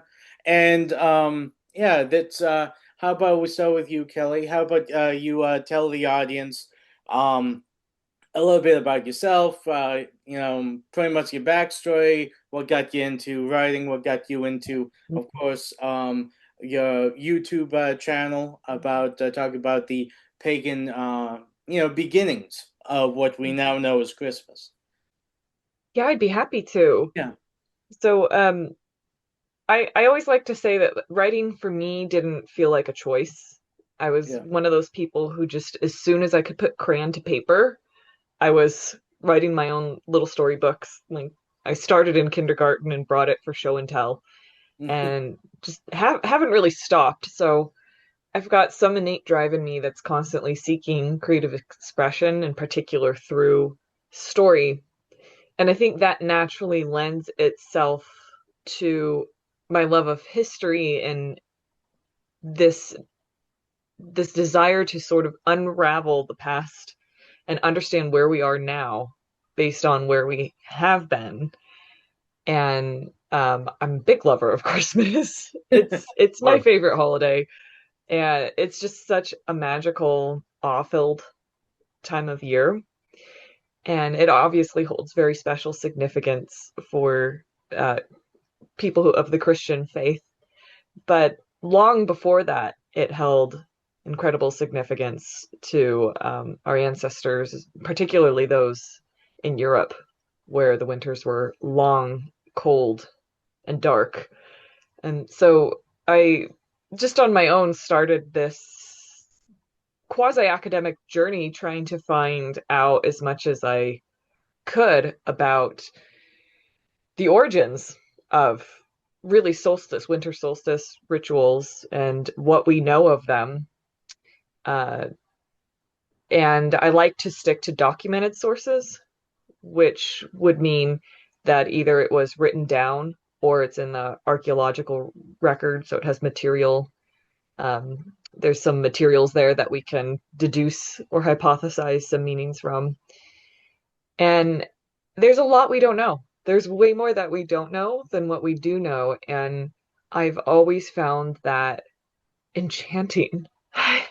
I've met a lot of people who don't like not knowing things, don't like not having the answers. And I don't know, my mind's always seen it, maybe from the storytelling aspect, my mind's always seen it as excitement. Like the dearth of knowledge there is like, wow, then there's a wealth of possibilities.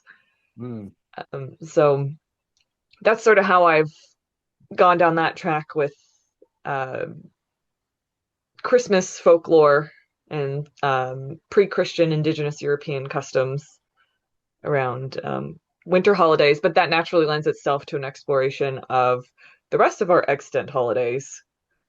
Where did they come from? What are we actually celebrating? And it pretty much all comes down to the same thing: food. Yeah. Something we take very much for granted now.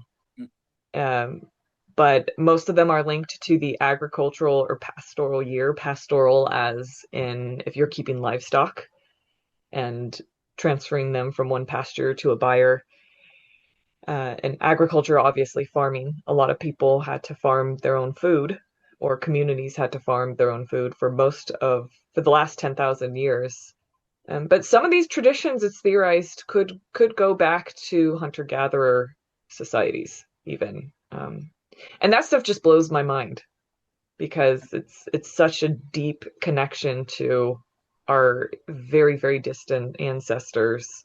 And through that, it's an incredibly deep connection to the land and the cycles of the seasons and nature. And that's always been a great source of strength and increasingly a source of spirituality for me and for many people. So I see it all as this intricate web. Yeah.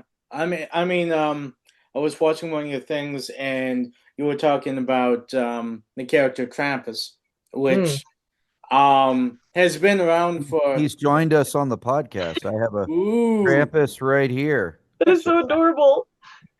But the thing was, first of all, I think Krampus has kind of had a resurgence in more modern. While it's been around for for a very long time. Only I would say in the last 5-10 years is when, especially in our part of the world, we had the Krampus movie. There was another movie that came out. Krampus was, like Red One. So that was So it's starting to, kind of, because what I always found interesting about Krampus is it's kind of like melding not only the folklore, the pagan aspect, but also a bit of horror, which always seems Mm. to be kind of, I mean, there's been a lot of, Christmas and horror kind of stories and movies kind of intertwined. And one of the things I found interesting listening to your YouTube episode where you were talking about, I think it's like Santa Claus had Krampus and like one other henchman. Black Pete, was it? Yeah, there's Black Pete in the Netherlands, and there's like Next Ruprecht in different regions of Germany. Yeah. The So enforcer, the consigliere. yeah. And Black Pete is like undergoing there's a big cultural discussion about whether or not that can survive in the 21st century because they don't have the tradition of blackface that we have in the United States or minstrel shows, but there's now enough cultural awareness of that like maybe we need to dial it back and recalibrate our consiglieres. And it's interesting because like some of these characters are getting dialed in, like the Krampus, and all the old postcards really taking off from Germany and Munich, from the 19th and early 20th century, especially with social media came around, because everybody was like, get a load of this and putting it out on Facebook and then Instagram. And then so Krampus took off, and but other characters like Black Peter are definitely like there's a massive cultural debate ongoing, and he's kind of being taken out of the picture, maybe like Aunt Jemima or some of the, Uncle Ben, some of the same rebranding that's happening here commercially. Yeah. Well, I mean, what another thing I found interesting was you were talking about kind of like Krampus symbolizing the the harshness of winter, the wild nature and all that. Mm. And it's actually kind of funny because I was thinking about this was I mean I love folklore, I love fairy tales and all of that. But if we go back and look at, for example, like Hansel and Gretel, Hmm. the whole purpose behind that fairy tale was you had families that had kids, but they couldn't feed them. So, and of course, it'd be wrong to kill your kids, but if you take them out to the woods and you leave them there, then whatever happens to the kids, well, that's up there between you, God, and the forest.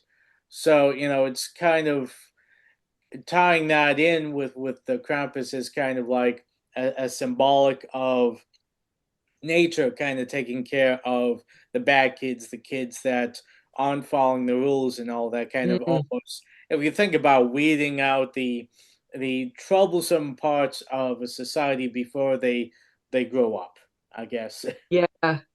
Yeah. Yeah. There's definitely a connection there. And in fact, it's funny that you mentioned that. I'm participating in a Krampus night market next weekend Yeah. for Um, Krampusnacht.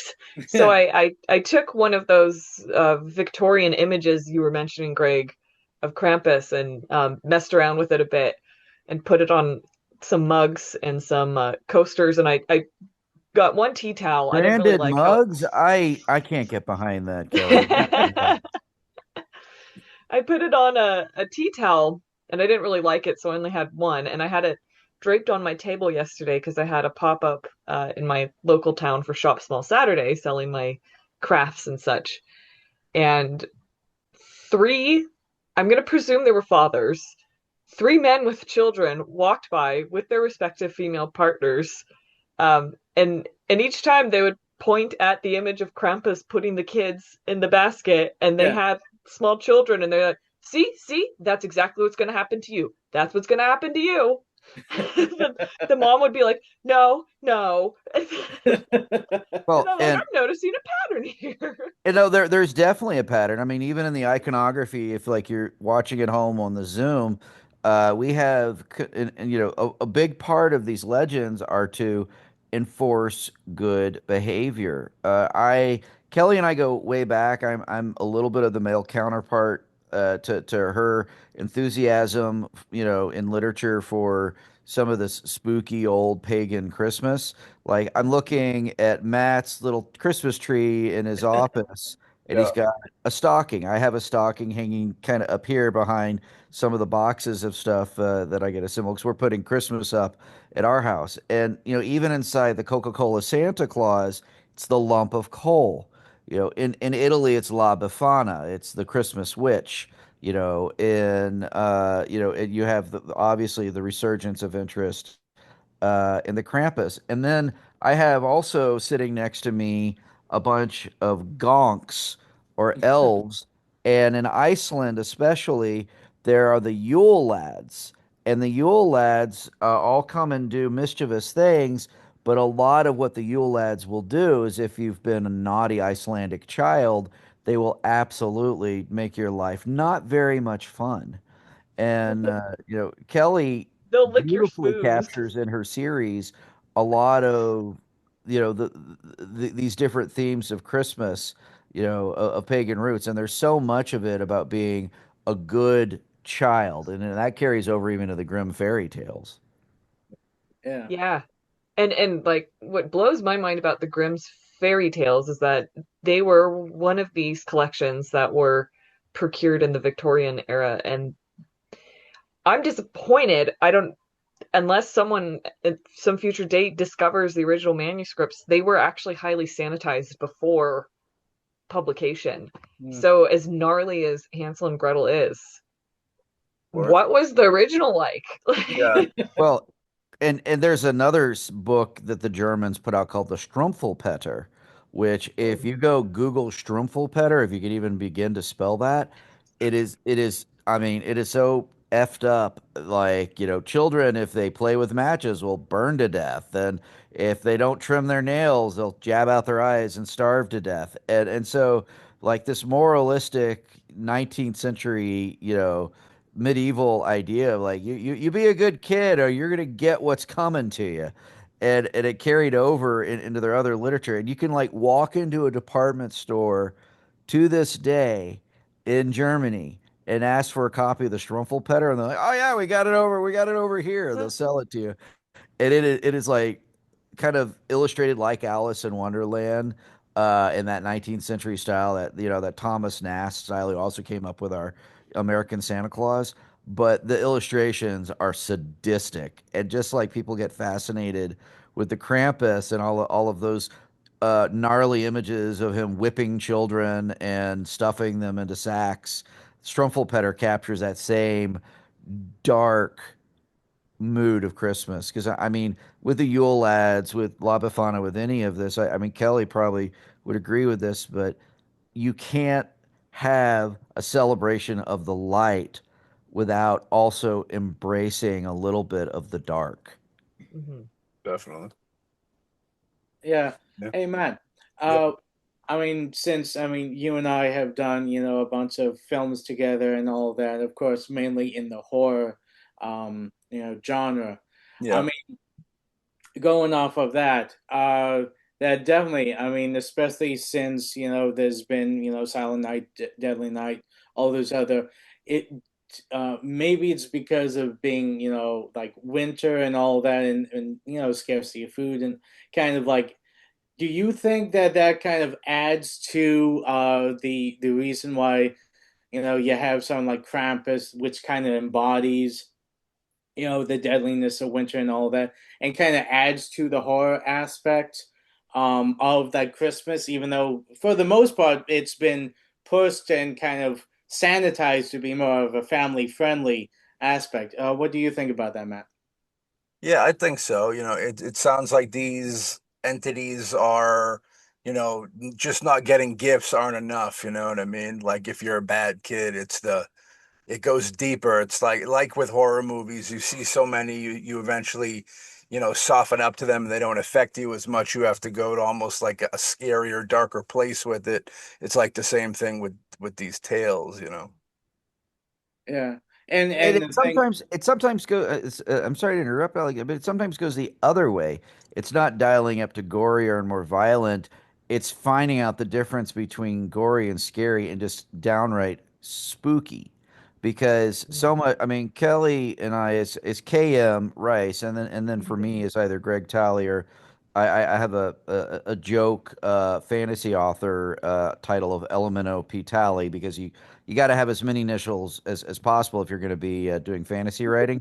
But we've both written ghost stories, and that Victorian tradition of writing a good spooky ghost story, you know, because that's what A Christmas Carol was the first time travel piece and a classic Victorian ghost story. And actually, probably the piece I am best known for that's that Christmas spooky is I did a cannibalistic retelling of A Christmas Carol where I mashed it up with Soylent Green and I wrote Soylent Scrooge or Christmas is Made of People. And it is very, and Scrooge and Marley are very much the central culprits of switching the British Empire over to clandestinely serving their immigrants and their poor and their homeless to the rest of the British Empire. Like a Christmas Carol's A Modest Proposal.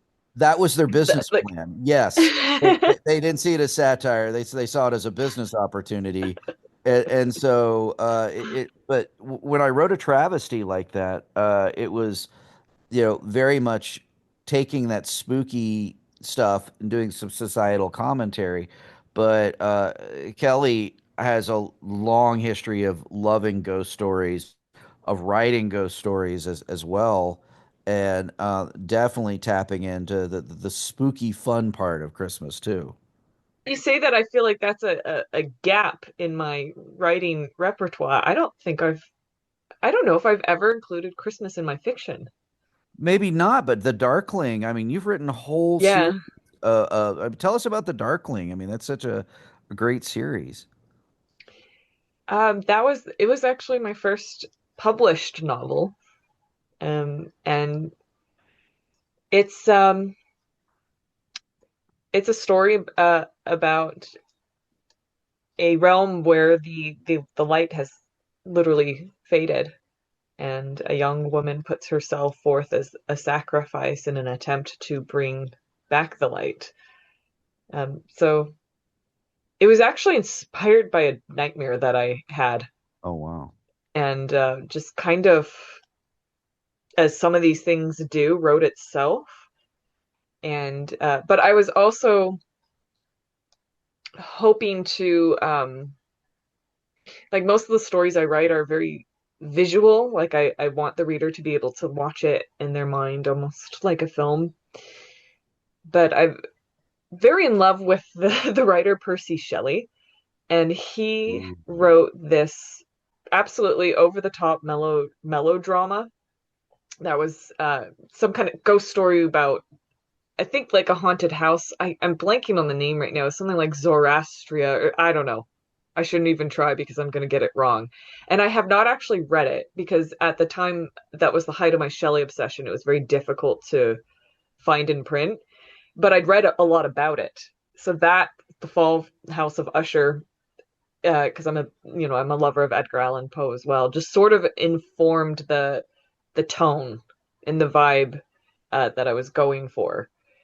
And what I find funny about that is, other than those classics, I don't really seek horror and I don't really read horror. And so people are shocked because I have this whole other facet of my life that is engaging with the works of J.R.R. Tolkien. And it's all very cozy because it's all Hobbit based and like Hobbit lifestyle based. And so I think for some people, they find that contradiction amusing, that like there's this, everything's like cottagecore and slow living and like, look at my sunflower and my pumpkin. And then the other side is like, and then the disembodied footsteps got closer and closer.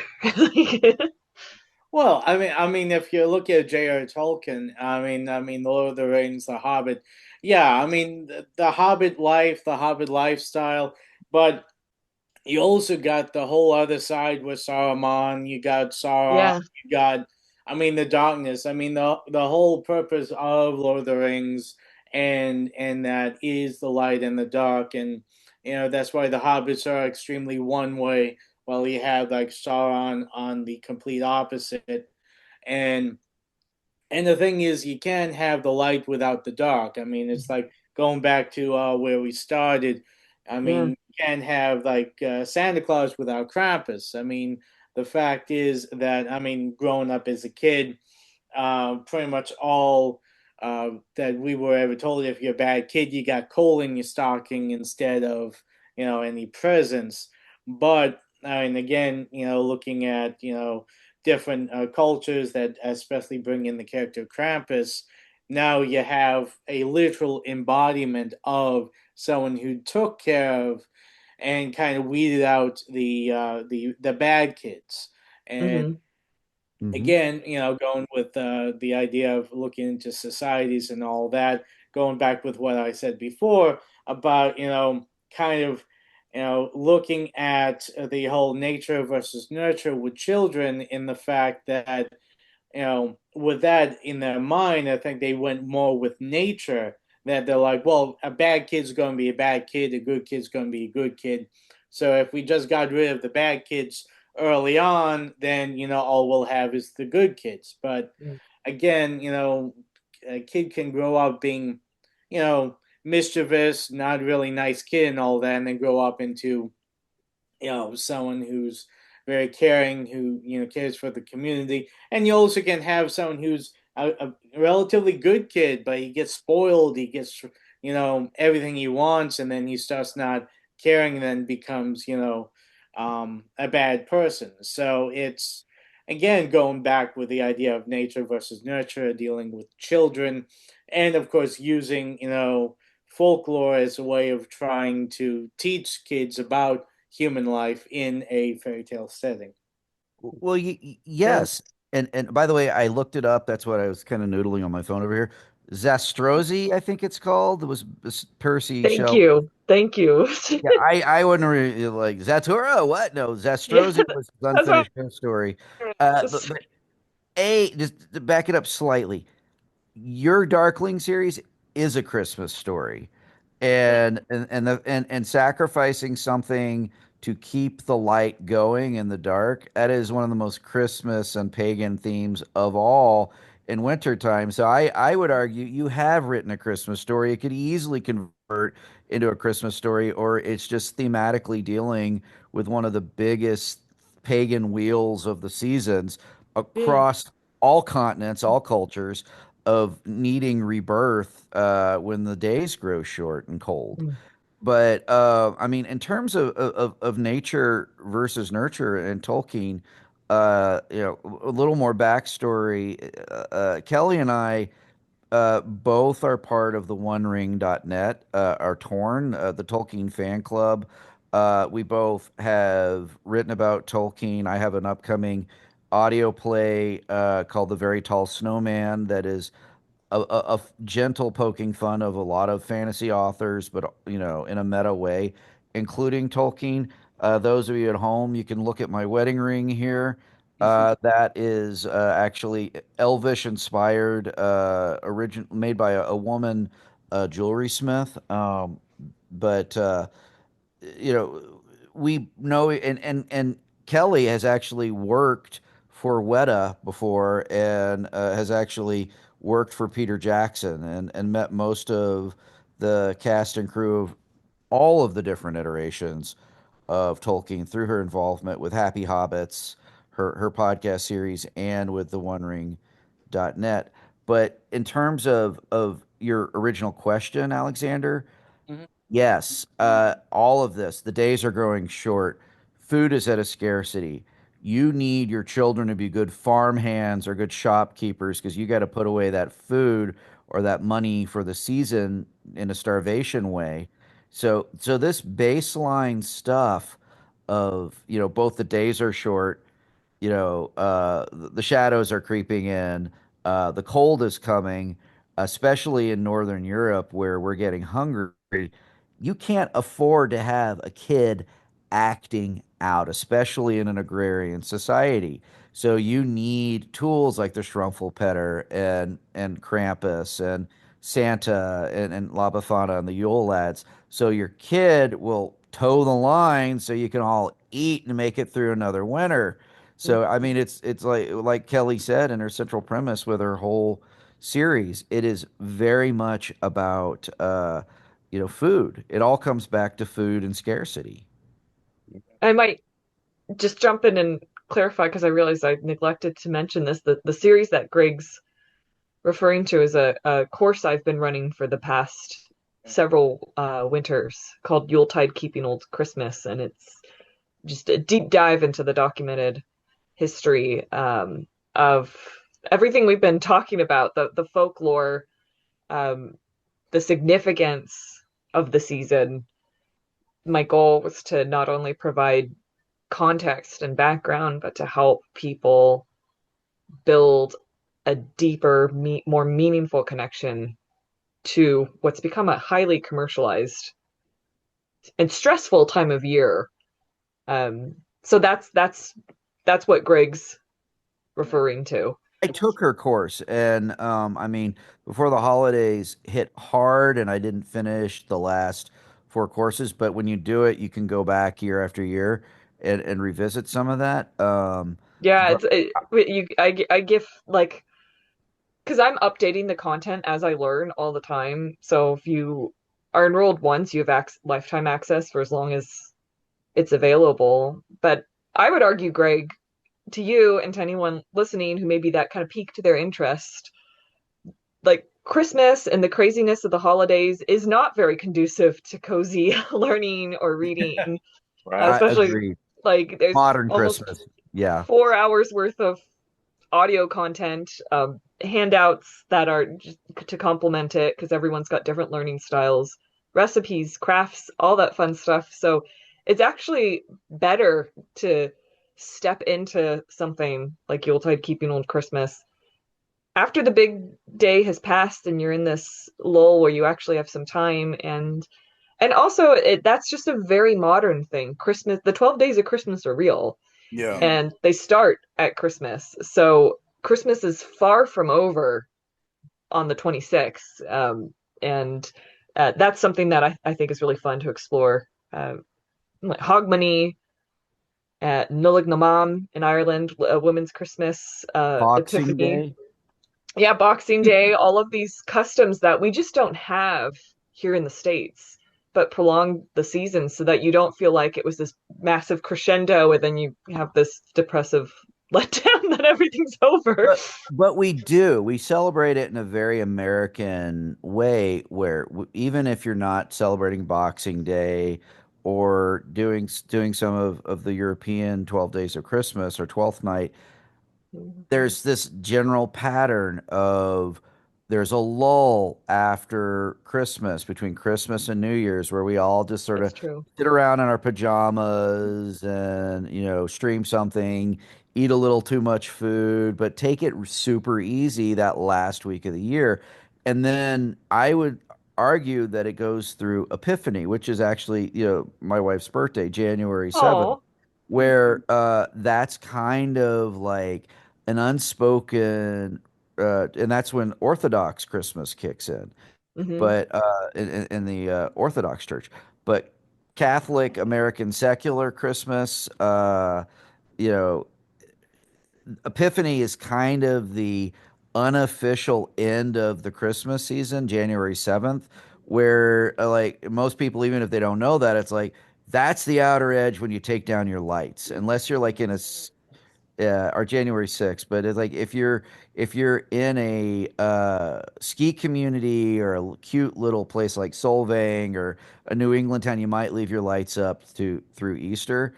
But most of us are like, yep, time to pop the inflatables and roll up all the icicle lights because we're on the 6th and the 7th, and it's time to go pay the bills and go into January. So. It's like an unboxing day where you unravel and go through what you've got for Christmas and such. Yeah. And what a great time to go over some of these traditions that Kelly teaches in her course. And I can tell you, like you guys, and we all have such a Venn diagram of intersectionality here. I've done films with Alexander. Kelly has been in some of my audio plays. They're both cast in upcoming audio plays that I've done through my Once and Future podcasts. But we used to do on the Damn Dirty Drive-In and the Revival League podcast before it, our own Christmas and Halloween shows. And our Christmas show was called the Red Yuletide and Kris Kringlethon, and that lives on through a celebration of holiday Hawaiian shirts that I have, where I am going to be celebrating Krampusnacht, which is what, the 12th, Kelly? Like the 12th of December? I believe the 5th, Or the 5th. But because yeah, I St. have a Nicholas series of Day's the 6th, I think. well, I have a series of Krampus shirts to wear. I have a series of Kris Kringle shirts to wear, and some other random Yuletide holidays besides. But that's kind of how my podcast is I do an online performance piece of wearing holiday shirts that are Krampus and all of that, and have done my own deep dives into some of these different traditions that Kelly celebrates so beautifully in her coursework. And definitely, if you get a chance, everybody, check it out. I'm a lifelong member and a huge fan, and it absolutely lets you learn all about spooky pagan Christmas. Yeah. Hey Matt, you Yeah. have any questions or anything you want to No, I mean, Krampus is kind of like a Christmassy scared straight type deal, you know, and without the prison type situation. Um, yeah, it's cool. It's the yin and the yang. It's like they've parents, when they felt maybe they lost control of their kid or something, that they can say, hey, you know, it goes beyond me. Discipline goes beyond me type deal.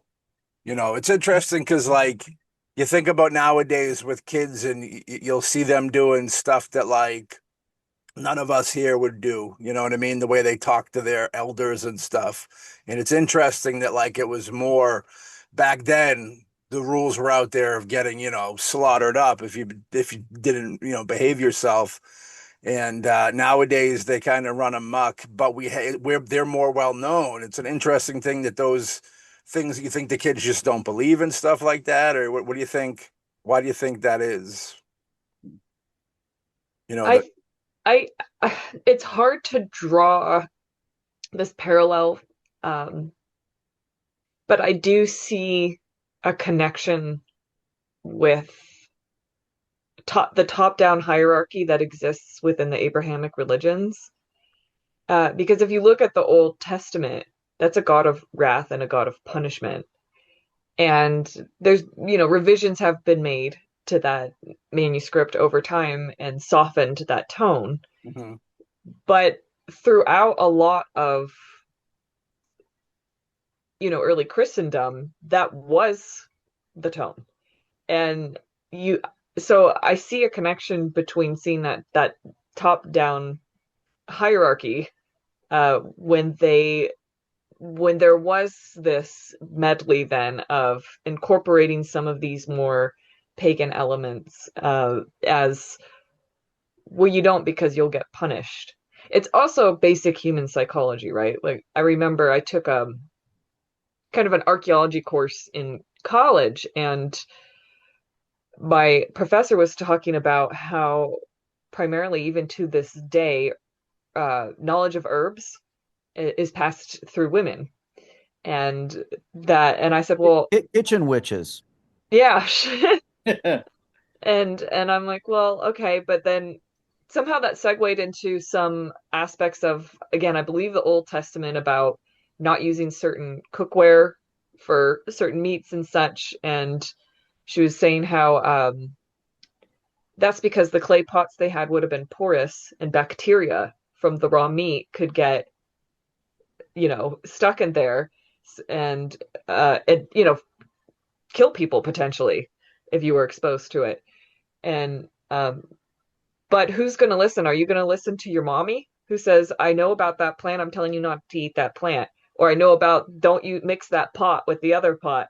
Or are you going to listen to, there's a wrathful, all-powerful figure who will who will punish you. So Or if yeah, he's the nice guy, he's got a tough or a heavy. He's got his mafia number two, his consigliere, who will come and rough you up. You know, like I'm the good yeah, cop. But you don't want to tick off the bad cop, the Christmas bad cop over here, because he will absolutely jack you up. Yeah, you yeah. know, There's also like a long history of figures like Krampus. Um, the theory is that they were pagan figures that were not necessarily to be feared uh, in their time and place, but as Christianity spread and became the dominant culture, they had a tendency to demonize, like literally demonize, turn into demons, those leftovers that did not fall into their cosmology. And in part, it was a way to make it fit into their cosmology. But also, to some extent, othering and discouraging a continuation of some of the beliefs of like what we would probably call the old ways. Yeah. this little Krampus guy is either Capricornus or Pan, and came out of more trickster energy.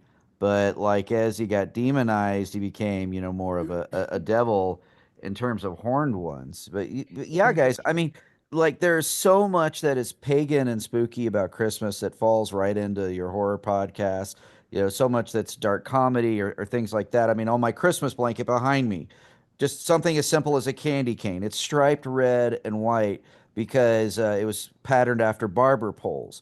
Barber poles were barbers were surgeons, and so the way they would indicate they were surgeons is they would wrap the bloody rags around the white poles after they did all that horrific medieval surgery. So something as simple as a candy cane has blood and guts involved with it. And then we have behind me, I have my Christmas tree that's going up, and Matt has his little Christmas tree, in his studio. That is straight from Germanic cultures and some of the Celtic cultures, where they would literally make wicker cages a la Wicker Man or sacrifice people inside those trees. So this came with Queen Victoria when she married her German husband, and that's how this dark pagan tree became evergreen boughs in all of our houses, across the world. And, and things like the wreath. I got that above the door. That's Easter. That's spoilers. Don't look at that.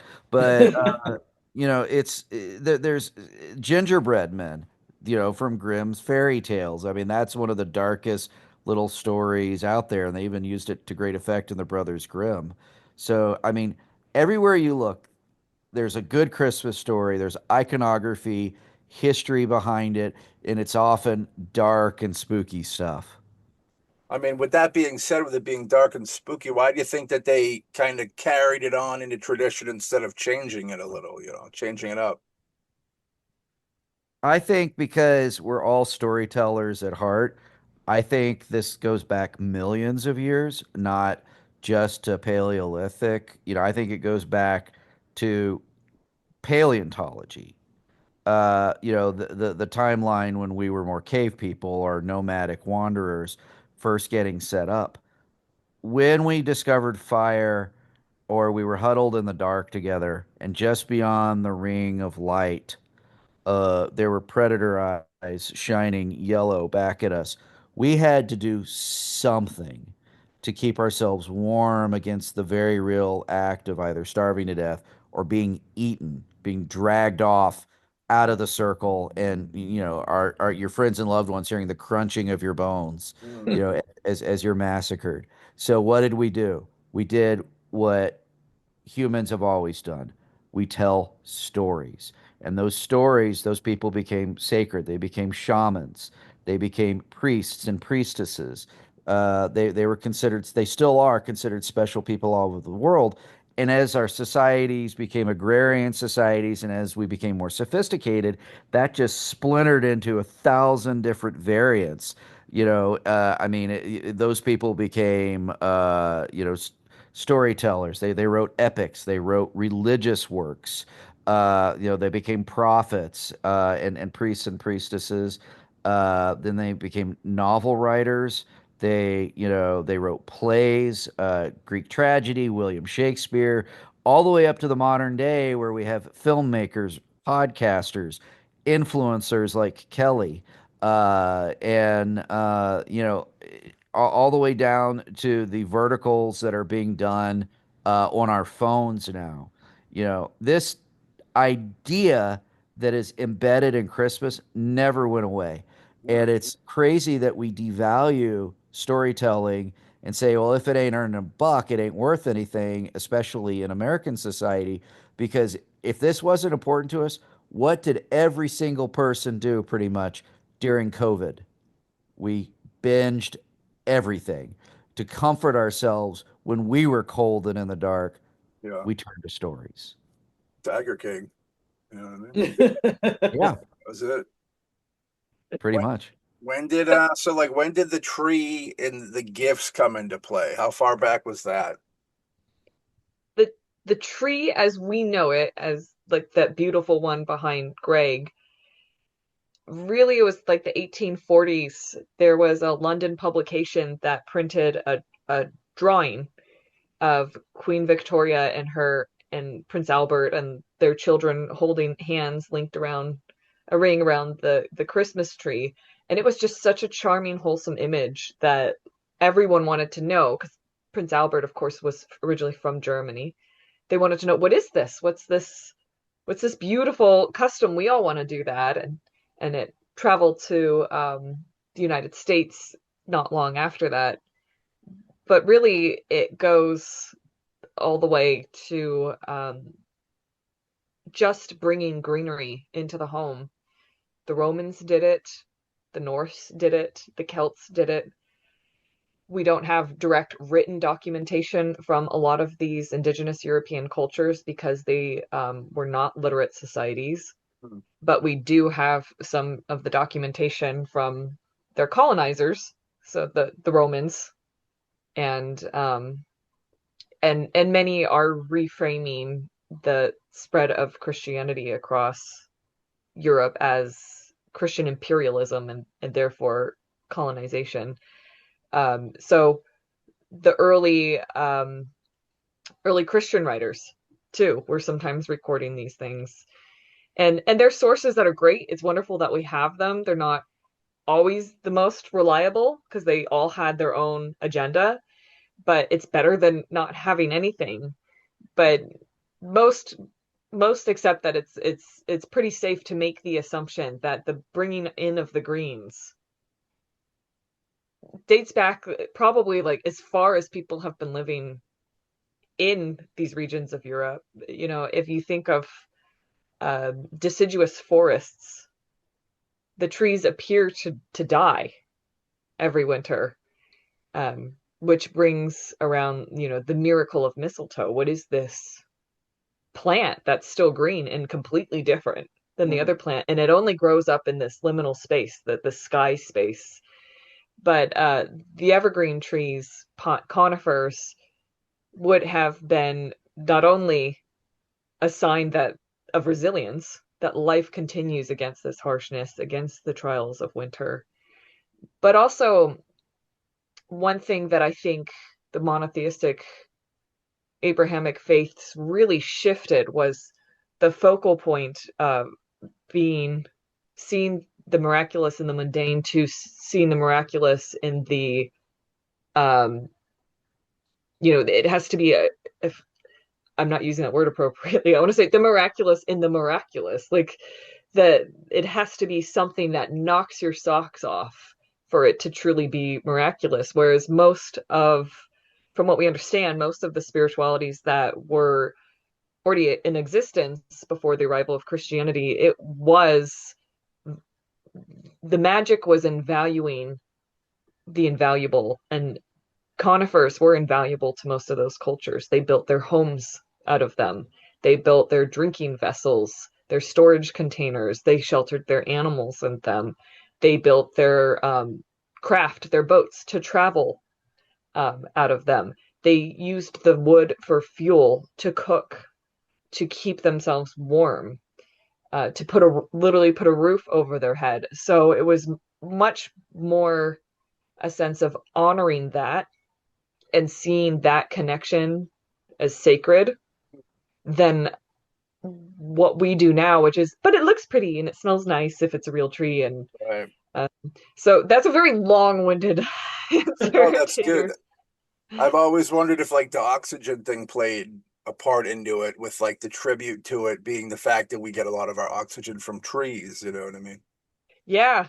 I mean, I'm sure that They to some probably extent they understood that, but yes. even without having the science. No. Well, I mean, if you've ever walked through an oak grove, and like I lived in Colorado for many years, and like I run a studio with my wife, Collywood Studios, and the Colorado is the Collie in Collywood. Uh, I I lived in Colorado for many years, and we have scrub oaks down in the lower Front Range part of things, and I can tell you firsthand from hiking fall and summer that these trees pump water up and down their vascular systems. And there is a temperature drop at certain times of day, especially around dusk and dawn when you're in a liminal time, and you will walk from the warmth and suddenly everything just the temperature plummets. And so if you see that as ghosts, haints, spirits, the fae, like fairy, like you walk through one of those groves, you're going like, this is a magical spot. There is actual physics and botany happening live at that time. So I think even if they didn't know there's these things called oxygen molecules, Matt, I absolutely yes. I think having like, Kelly was talking about this birth and renewal, like having symbols of stuff that manage to be alive when you're in that time of darkness and scarcity. Maybe they did breathe a little easier. It was also, if you burn the branches when they dried out, it was fragrant and smelled wonderful. And so like we see all of this in kind of a disconnected way because we have lights and we're not connected to the sun up sundown rhythms that people for millennia, for millions of years, have had all over the world. But magic was every day. You would have fairies and gnomes and elves in your house. I mean, we're celebrating that aspect of Christmas just in Alexander's hat, his elf hat that he's wearing right now festively. But if you were kitchen witch or you had a domestic altar or domestic magic, bringing these things into your home wasn't like it was both profound and everyday at the same time, and we just don't, it's got to knock your socks off. Does it play in Peoria kind of stuff now, whereas then it would be like, oh yeah, there's going to be a Yule lad in my house eating my sausage and drinking my milk later. It's a Wednesday. It's 12th night. We're in the 12th days of Christmas. It just happens. You know how it goes. And it's just like an accepted thing. And I think why Christmas feels so magical, why this time of year has so much magic woven into it, is because for a brief shining moment in our darkest and sometimes coldest time of year, we let that everyday magic back in, and that sense of wonder. And even in a space age, internet age, AI age, we have it. Even with tinsel and electric lights, we have not eliminated that. There's a through line for all of this, where it is a magic time of year. You think that like the success of a year completed without the expectations of a new year beginning, like that little window of Christmas to New Year's matters? There's something there. Yeah, Yeah. I think so. I see it as a very insular time of year where, you naturally are just drawing inward. And it's a great time just for rest and reflection and sowing seeds, Yeah. metaphorical seeds. And there is no wrong way to celebrate this stuff. There's no quote Hallmark picture perfect Christmas. I think when people hate the holidays, they hate the trauma, they hate the losses, they hate the separations, or the feeling slightly removed from something, and they hate the ramrodded commercial down their throats aspect of Christmas that feels compulsory and maybe not even always with consent. I mean, that's the joke behind Mariah Carey popping up. That's I was thinking I of mean, her, yeah.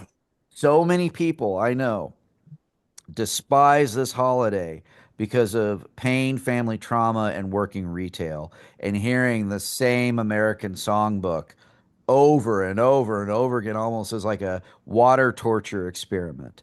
And you don't have to celebrate anything Christmassy to have light, to have candles. You don't have to believe in Christmas to have time for yourself, to light a candle, to celebrate life, to slow down and have a slower rhythm. It's just that all of this is a through line connected to some of the deepest impulses in humanity. And I think Kelly or KM over there does a great job of capturing this in her course of letting everybody feel the magic of old Christmas and stuff that's not even all that Christian or Christmassy at all. It's just cool because it speaks to all of us. Yeah. I mean, being one of the unlucky few that has to do retail during this festive season, I mean, it's again going off with what you said. I I remember being a kid loving Christmas. Couldn't wait till it came, and now that I'm in my 40s, I can't wait till this month is over with. For the simple fact that again, the commercialism, the the kind of the core of what made Christmas, what the being with family, getting together, and all of that has kind of been diminished down to the fact of that it's not even Thanksgiving, and you already got Christmas carols going, and then I mean when you have to work like nonstop with the same repeating songs over and over again, it is like water torture. And you get after years and years of it, you get very callous and very kind of thick-skinned and just irritated Probably every resentful. yeah. Yeah. Oh, I know people who straight up hate this holiday because of the commercial ramrodding, like cramming it down their throats. They don't want that. But Alexander, I would respectfully push back and say that you guys do like Christmas just on your own terms and at your own speed. I mean, you have an elf hat on. Matt has a tiny little Christmas tree in his thing, and I think he's got a red ribbon on his shirt, like a Christmas bow. I can't tell, I've got but Christmas cats he's on got my Christmas shirt. hats. Oh, Oh, I love that. I love that for you guys. But Yeah. I have a saying.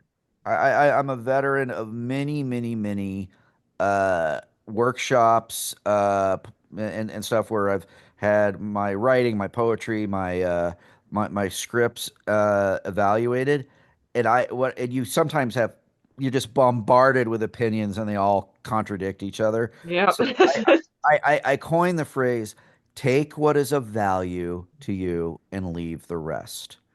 And that's what I would argue for anybody or encourage anybody in this holiday season is find your own rhythms and traditions. Take what is of value and leave the rest. And if it's, you don't want to do Whamageddon and hear Last Christmas, turn off the radio. If you want to have a quiet ceremony, like in Iceland, on Christmas Day, they read books. They literally unplug, they exchange books.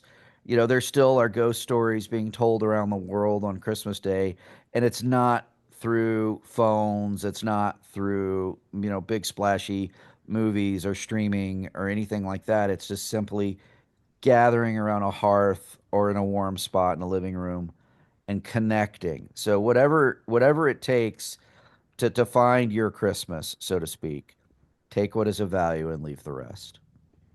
Yeah, I like that. Mm. What do you think, Alex? You get Hey, your earbuds over there for the work. I totally agree with that. I mean the fact is that I mean it's interesting looking at where Christmas has come from, and then of course it's like the old saying, you got to learn the history so you don't repeat it or you learn from it. And And the fact is, honestly, I think a lot of times when I talk to people and they talk about, everything going on now, and I'm like, well, if you don't sit back and learn history, go and see where things come from, then you don't understand why things are the way they are. And you can't make a better future because you are doomed to repeat the same mistakes.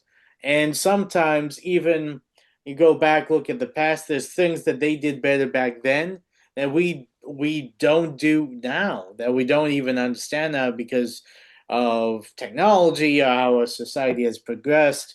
And I think the mentality of so many people where it's like you talking to your parents and they're like, I I want my kids to have a better future than better past than I had, which is good for a parent and is, but you also should be teaching them what you learned back then. You also should be teaching them what you came from, because if you're just showing them none of the hardships of the past, then again, going with what I said, they're doomed to repeat it. They doomed don't know, understand, how lucky they are to be in the society or the place they are in. And then, of course, with that, they become callous, they become, unforgiving, and then, of course, become the bad Entitled. adults that, that Krampus would have taken Dis- care of when they were little disconnected. kids, So, Disconnected, Alexander. I Hmm? mean, the thing okay, as I think I don't know, Matt, are you a dad, or are you a No, father? not yet. No. I may be the only parent in the room, and I also for many years, it's another area I know Kelly through, is I owned a dinosaur themed hotel in Denver, Colorado that celebrated paleontology in kind of a night at the museum way, because we were near some significant paleontological sites. In fact, I got a front yard full of dinosaur Christmas inflatables right now, just as kind of an homage to all of that. But it's not just teaching the lessons of the past, like Carlos Castaneda said, so you're not doomed to repeat them.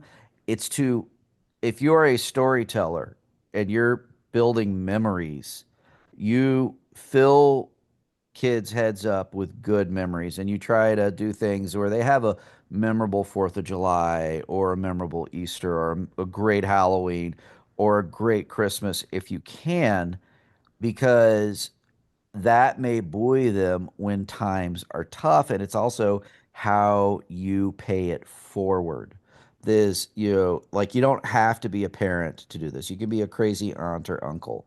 In my case, because we're putting up so many totally goofball, nuts, Pee Wee Herman-esque inflatables in our yards for the holidays, the kids walk down the street with their parents, or they're riding in strollers, or they're pressed up against the school bus window, and they may never know me, but we had a parent pull up to the house last night and said, "Keep going, whatever you're doing, keep it up," because Christmas, or all the holidays is about giving kids a bedrock of happy memories to carry them through whatever the slings and arrows are for the rest of their lives.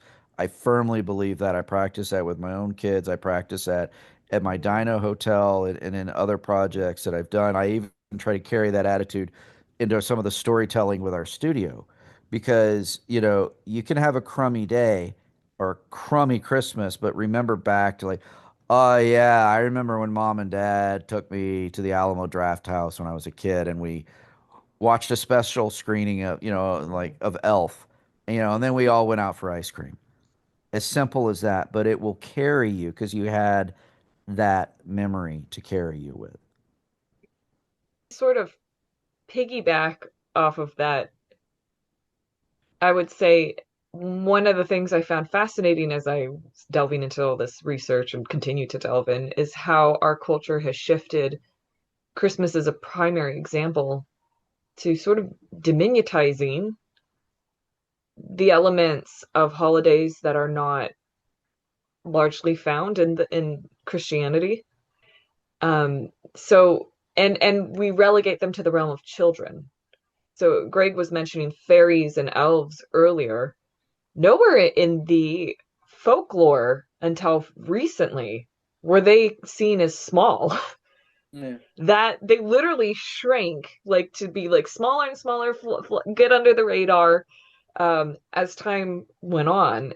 And I've always found that fascinating that like we even Christian households will participate in what is a very pagan rite of leaving a food offering, milk and cookies, to a visiting supernatural deity who's going to, in theory, come, in America, come through your chimney.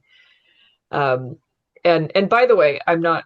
It might sound like I'm slinging some arrows at the Abrahamic faiths. That isn't my intention. It's just that since we live in such a Christo-normative society, it's easy to find the Christian history of Christmas. It's easy to have access to those faiths at Christmas. Or the Coca-Cola Santa. I mean, Oh yeah, and the like commercialization of yeah, Christmas. the commercialization, like Greg said, poor Alexander's in a situation where he's not there by consent, but it is a choice we can actively make, and that is at the heart of what I am hoping to do as a folklorist and a writer and a all around content creator in this more witchy space, because I just want people to know that there are alternatives out there. And I have found so much strength and resilience. As a personal side, I went through cancer this year, and I found so much strength and resilience in my connection with the natural world, which I'm a firm believer that we are part of nature. And it's this false dichotomy that we're not. And as Greg said, it's this disconnect. So for me, moving with the seasons, engaging with these holidays that have indigenous, largely, my education's in indigenous European roots. Even that term, indigenous European, that's not widely used. And I think a lot of people are hesitant to use it because they're worried they're going to step on toes, but everyone's indigenous to somewhere. And, going back to Black Peter, the character Greg brought up at the start, 100%. There's a cultural conversation that needs to be had about blackface. Is he meant to be depicting a Moor? How do we treat this? But there's another element to that conversation, which is that people of pale skin have been smudging probably ever since we had pale skin. And smudging is just taking ash, mud, charcoal, whatever to make yourself look other. The same way as regions where people have darker skin, they use light colored clays and paints and do the same thing. It's just a form of human expression. And your palette you have to work with is just the palette you have to work with. But it's all a form of ritualistically becoming other so that you can then perform some sort of significant religious action. And just to piggyback off of what Greg said about providing such, trying to do your best to provide these ground laying solid memories for children at the holidays, I encourage people to engage with that inner child, as hippie as that sounds, but to find that part of yourself that still feels wonder and awe, and to feed it and nourish it, and to make the holiday, not just this holiday, but any holiday, and indeed everyday life, as magical as you can. I'm gonna go and do something I've done as a child when we wrap the podcast, and I taught my children this, and now Hallie Capone, my wife, does the same thing, which is I would lie under the Christmas tree like a mechanic working on a car and look up through the branches in an unorthodox way. I encourage everybody, if you put up a tree and it's possible, to lie on your back, maybe cuddle up with a book or a good friend who's read one, and just look up through the tree branches and feel that magic of being under the tree and feeling little again. And Kelly, to build off of what you said about indigenous people, I mean, there are so many throughways that are sacred, that are non-Christian and that are even Native American. Like, there's a very classic song called the Christmas Song, written by a Jewish man, Mel Torme. Chestnuts roasting on an open fire, Jack Frost nipping at your nose. It was written at a neighborhood built by Bob Hope called Toluca Lake. Toluca Lake is an ancient spring that I think it was the Gabrieliano people, the indigenous people. It had Toluca Lake had civilization around it, native civilization, going back, I think, 7,000 years. So as old as, if not older than, the pyramids. So it is only in that very colonist way, surrounded by a dozen or so expensive millionaire, billionaire, movie star homes now. So we can't go to Toluca Lake. We can go to Bob's Hamburger where David Lynch hung out and eat down the street from Toluca Lake. But the classic song of Christmas, written about being cold and cozy by a fire, was written in sunny LA around one of the most sacred spots in California. So I mean there's indigenous connections and there's magic everywhere when you really stop and you look for it. Yeah.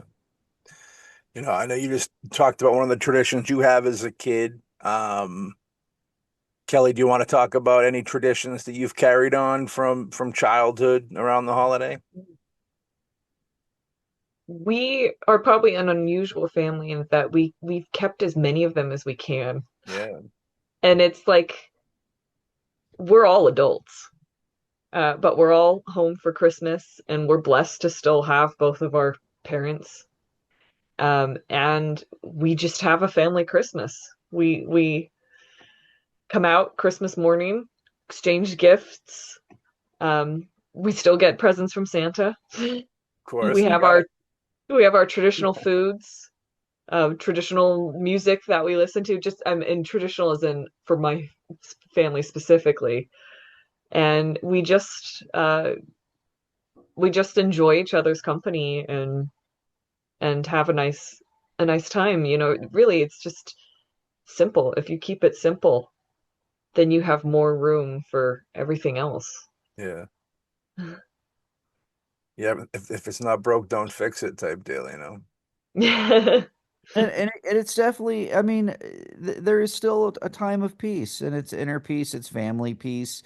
I mean, if you ever get a chance, I think it was put out by an insurance company or a bank in Germany, talking about Silent Night, which was written in the wake of the Napoleonic Wars, like one of the worst conflicts, arguably the First World War, if not the French and Indian War before it, that just convulsed the planet, killed millions of people.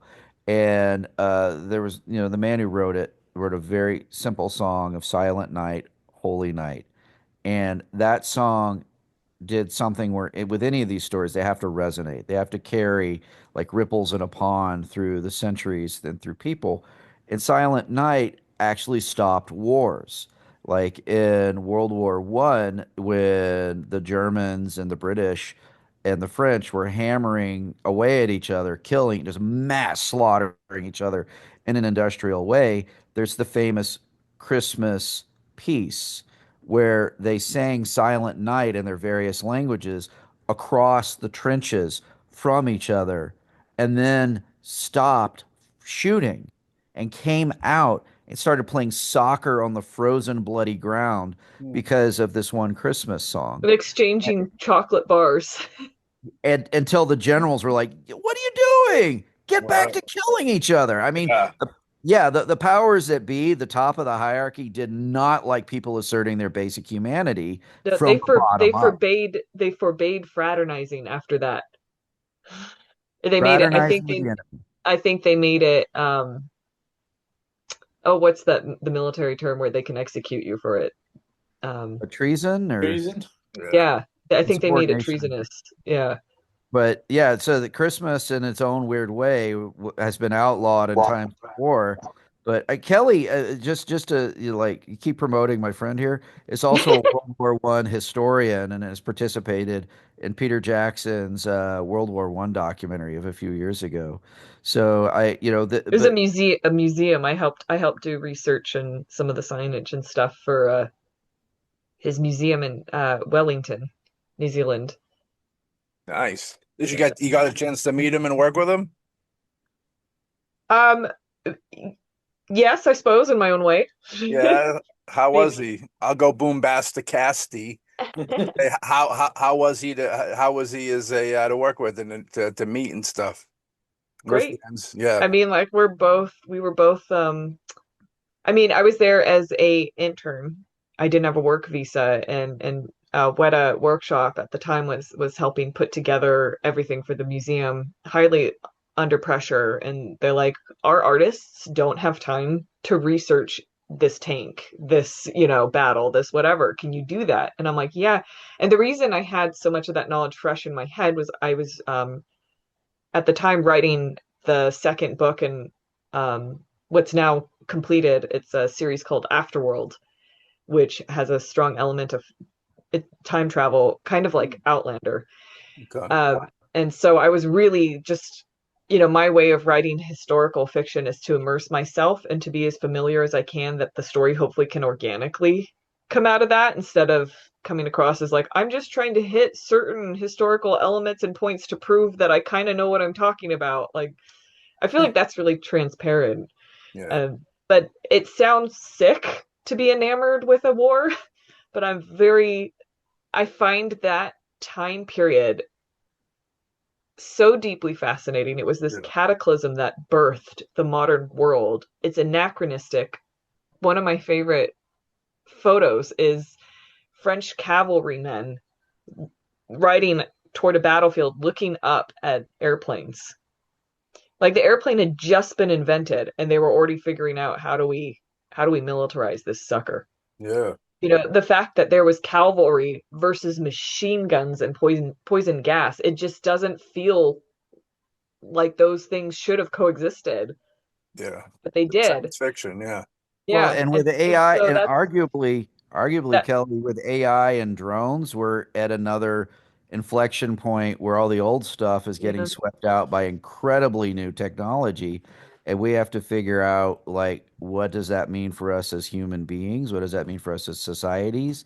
And we're in a massive act of reinventing ourselves globally because of the next wave of World War I style technology. And in the middle of that will be, how do we reinvent Christmas? How do we reinvent magic? How do we reinvent faith in our storytelling?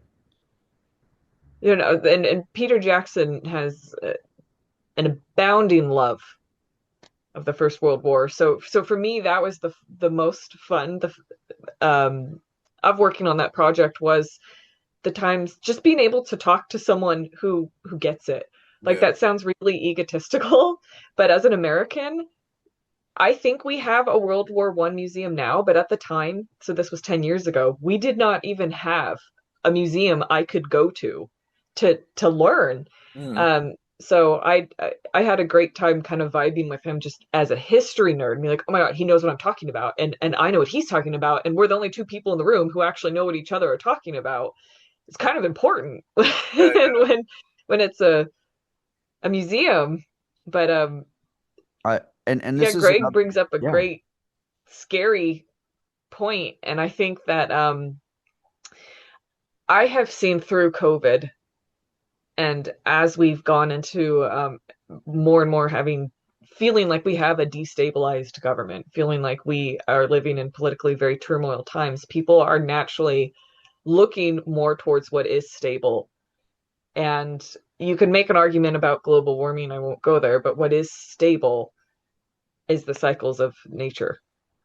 Like, the earth is what's real. Money, what are you going to do with that? Give me a potato. Right. I can turn that potato into 15 potatoes in a few months in the right conditions. Money is this abstract, false idol. I don't know what else to call it. it's necessary. It's a necessary evil in many ways in our current society. But I've seen, again, I move in very witchy circles, and I've only seen interest in that grow, Yeah. interest in turning to, again, what we call the old ways, which is walking the wheel of the year. The wheel of the year is the two solstices, the two equinoxes, and the midway points. So it's great. Every 8.5 weeks or so, you get a holiday. And how most witches or pagans or druids, witchy folk celebrate isn't a big, elaborate party or ritual.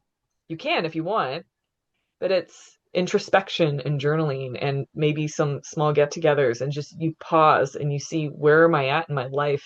How am I working with, for example, the themes of the harvest? What am I harvesting right now? What do I still need to harvest? Like, where am I going and where am I? Where are the rhythms?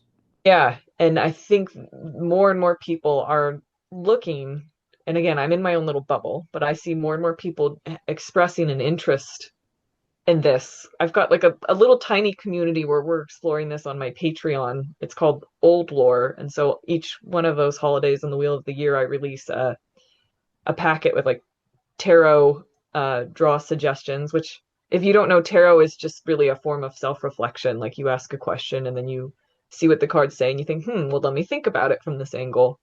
Journaling prompts, creative writing prompts, all that sort of fun thing to just help deepen your understanding and connection with yourself, and therefore with where you are in your place in time. And part of the reason that I've gone down this route of looking at Indigenous European customs is it takes away some of the stickier parts of engaging with Indigenous customs overall, because there is that sensitivity. Wild sage is under threat now, because so many people are going out and being like, oh, it's sage, I need this for my smudging. Or Where Palo Santo from South America, same Yeah, thing. that too. We're in the actual indigenous cultures of that place. That was the context in which that plant was significant. I'm of two minds of this. I understand that that could be culturally appropriated, and commercialized, and that's why these plants are under threat, and they're not being harvested ethically, and they're not being harvested even spiritually in the way that they're meant to be. There's another side that I can also understand, which is, we're all humans, and if we connect to a practice and we do it respectfully, there's something to be said for that as well. But again, it's sticky territory, and you don't have to smudge with sage. Uh, the Scots have saning. You can have bundles of rosemary. You can have gorse, which grows natively there. There's all sorts of different customs that, as European descended people, we've lost a connection with. And I see a lot of excitement around people kind of researching their genealogy, seeing where their families came from, and seeing if they can form a connection to those more indigenous, living in tandem with the earth, practices that their ancestors may very well have engaged with. And there's a great form of healing and reclamation that comes with that I think is really important to any, dare I say, decolonializing process. If we're not seeking and healing ourselves, and in the States we're largely displaced people seeking to form connection to land, seeking to form roots of some kind, this is a way we can engage, at least spiritually, in that aspect, and then bring it to where we are in place in time. And reestablish balance, Kelly. Absolutely reestablish balance. I mean, I don't consider myself a witch. I like to say, as a storyteller who loves magic and lore and myth, in religion, I say I am a celebrant, if not a practitioner of magic, with the asterisks of mostly. My wife and I, we celebrate our starting to date, month to month by moons, and so Oh, like full moon to full moon. And we grow food in our side yard, and there's a wonderful connection to that. And amidst all of this, and as we reestablish balance and try to find through Christmas, through lore, and take this quote Christmas spirit year round and find everyday magic, it's going to be trying to find a balance of old and new, like technology. Like, I don't think AI is anything other than a tool. And like any tool, it's like fire. It can cook your food, it can warm you, or it can burn your house to the ground and kill you. And it is killing people if we're not careful. It can cause psychosis, and we're having a suicide problem with AI. If we can circle the square on the energy consumption, if we can circle the square on some of the disruption that it's having in people's lives, if we can circle the square on its extreme gobbling up of water, I don't see AI as necessarily a malignant thing. I see it as just one more tool in humanity's tool belt. And like personally, I do journal almost every day, but I journal with Chat GPT. And the ethical quandary of me bouncing ideas off of an AI would be more on, I think, the environmental impact or some of the social impact that I realize. But I do it like in the same sense as what the Stoics advocated, of all things in moderation. And do that, post it in a note on my phone, and then go about my day, and try to keep things in balance. And that can be carried over to gaming, not letting it be a vampire of time, being carried over to social media, be carried over to texting. My wife and I set like between the hours of 10 p.m. and 7 a.m., we try not to talk to anyone. We put our phones down. We put our phones down at dinner. We go out, and like when I've been overly hype online, I mean, my wife will say, "Hey, take your shoes off. Go stand outside. Put your feet in the damn grass. Touch grass.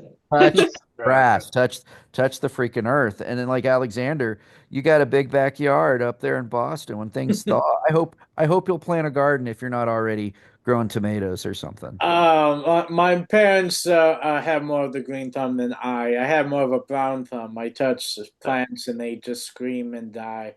But do you at least eat them? I mean, do you get a fresh tomato from the garden and get to enjoy the bounty of that crop? Yeah. We do. Actually, tomatoes seem to be the only thing that we grow well.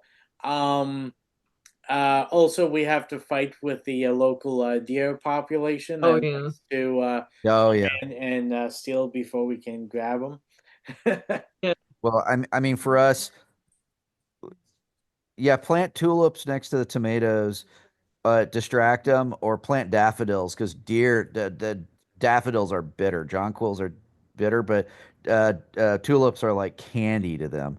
I could never grow a tulip in Denver when I lived there, because the deer would gobble them right up. But like, I'll just say, to be the Debbie Downer of the group, as a big time gardener who lives at the edge of a forest, there is no real truth to any of the deterrents. Nothing. Nothing. Either that, or I live in some anomalous pocket of the world where I have mutant wildlife.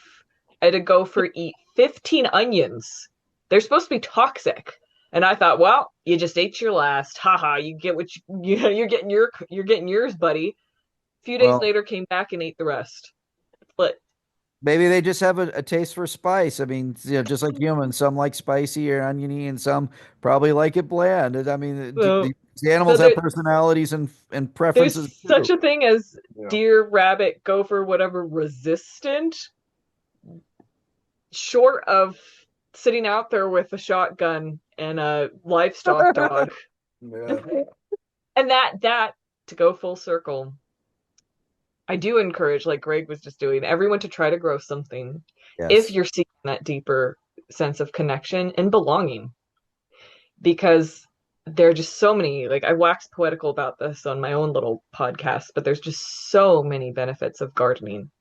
And it doesn't have to be complicated. it could be potatoes are actually really easy to grow. Just get a grow bag, put a seed potato in, cover it in soil, and just kind of monitor it, water it every once in a while. And it's really rewarding. And homegrown food tastes way better than food you can buy at the grocery store. But The head of my union at SAG-AFTRA, Sean Astin, would probably agree about I the think he would. magicness of potatoes. So But it does help you feel much more rooted, and it forces you to be in living in tandem with the seasons and with the weather, and it shows you how much is outside of your control. And my thing, I started off ridiculously thinking I could sizably supplement my family's food supply with a garden. So now when I encounter people who are just like, oh, I'm gonna be a homesteader. I've got this little like 6 foot by 6 foot spot, and I'm gonna grow my own food. And you see it on TV shows, even. It's like delusions. You're no. just feeding delusions. Or So- like it's the joke is if you want to make God laugh, tell her your plans. And yeah, gardens like kids are wonderfully humbling ways to realize control is an illusion. Like I planted 100%. so many tomatoes this year where we are and in our biome, almost all the tomatoes like went and like withered. We had a cherry tomatoes that did well, but in the meantime, peppers, so many hot, like peppers that will make you hiccup. They're so hot. And we have a rosemary plant. And thank you for the idea of smudging with rosemary. We have a rosemary plant that's so huge, it looks like Sideshow Bob's hair. I mean, it's like a size of a small Volkswagen, a Volkswagen of rosemary, and we can't give it away or cook with it fast enough. So I might, smudge a Yeah, little bit around the house. But yeah, you never know. It's Forrest Gump. It's like a box of chocolates with gardening. You never know what you're it gonna. is. It is. And 1 year doesn't necessarily predict your success the next. I was disheartened to find out. So you're always experimenting, but it is deeply humbling, my tagline is, I don't know how we survived as a species based on this. I just don't know. Like, and it just goes back to everything we were talking about at the start of the show with the fragility of civilization and the fragility and an illusion really that we are stable, and our ancestors were forced to be more honest with themselves about how fragile everything was at the, especially in midwinter, because this was one of the most challenging times in the year. And so I'm just a big proponent of everyone trying their hand at growing something, because I was on the other side of that once. I too, Alexander, thought I had a brown thumb. I thought that I couldn't keep anything alive. And if you accept that you might kill some plants, as tragic as that is, there's so much that you can gain. And again, it's not just the reward of getting to eat a tomato, but also feeling that sense of belonging and connection to not only the land and where you are in time and space, but then to our collective ancestors. It's also got to give you some type of like positive vibe that you created this yourself. You know what I mean? Yeah, You And know, it carries over to the Thanksgiving feast or the Christmas feast. Like I made cornbread dressing for Thanksgiving a few days ago, and I absolutely walked out actually at like 3 in the morning on third watch because I was up. Owls hooting softly in the backyard, and I went out and I trimmed up a bunch of chives and fresh rosemary and a couple of other herbs besides, and threw them all in my herb box, and then cooked it right into the cornbread dressing, and like we're still eating it, and it tastes amazing. And I had the added benefit of being able to go, I grew that myself, yeah, yeah.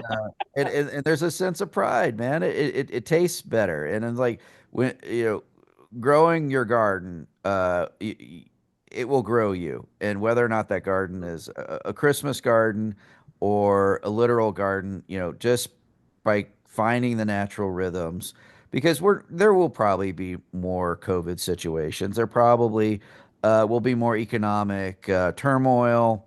There will be, we can't even predict the ways that there will be future disruptions in the years ahead. But if you stay rooted in everyday magic and rooted in everyday traditions and rhythms of Earth, whether it's Christmas time or the other seasons besides, you're gonna be okay. And I think like to be, I don't know, it's going to come across as very anti-capitalist, but to speak to that, I see it all as these small actions that are shifting the locus of power. Because as you know, that was when I talk about Christian imperialism or Christian colonization historically, I'm not talking about Jesus or the spirituality that is beautiful and comes with that faith. I'm talking about it as a form of power and control, because it was welded as like the arm. The Holy Roman Church was welded as the arm of the Roman Empire for hundreds of thousands of years, and that had nothing to do with the actual faith. Yeah. It was just under the guise of the faith. But one of the things, again, that in an attempt to consolidate power was, again, removing the significance and the sacred from the mundane to, no, you have to go into this building, you have to do these specific things, you have to listen to what this one guy says and what this one guy says only, and you have to trust him. So again, consolidating power. And I think that when you live in a country that's, and I'm not a huge hater of capitalism, but there are evils inherent in it, and it invites corruption and it rewards psychopathy in so many ways. But that's what's led to this rampant commercialization that's made the holiday feel so hollow. And the taking back your little locus of power is like what Greg was saying, make it your own. And the same with food production. No, you likely, even if you had several acres, you likely could not sustainably feed your family or even one person. It would be way too It'll risky. change you, But and but you will one, have yeah. that little moment of, I did that and I can do that. And again, just a little micro shift of the locus of power, because I think so many of us feel powerless. I think It's the modern most society patriotic thing you breeds can that. do. That's the most patriotic thing you can do is small iterative change, Kelly, because like George Washington had a very favorite Scottish phrase of many mickles make a muckle. Now, don't ask me what a mickle or a muckle is, but it means if you do enough small things, it adds up to a big thing. Yeah. And that's how we were talking about resonance and shifts. Like a song can change the world. A poem can change the world. Storytelling can change the world. Small actions actually can change the world. Art and cultural expressions. You can go out and fight with hard power and do all the hard things, but oftentimes art changes the world. Gardening changes the world. Like, you don't believe me? Look at Uncle Tom's Cabin. We absolutely changed the world with a piece like that. On the bad side of things, a book like Mein Kampf changed the world.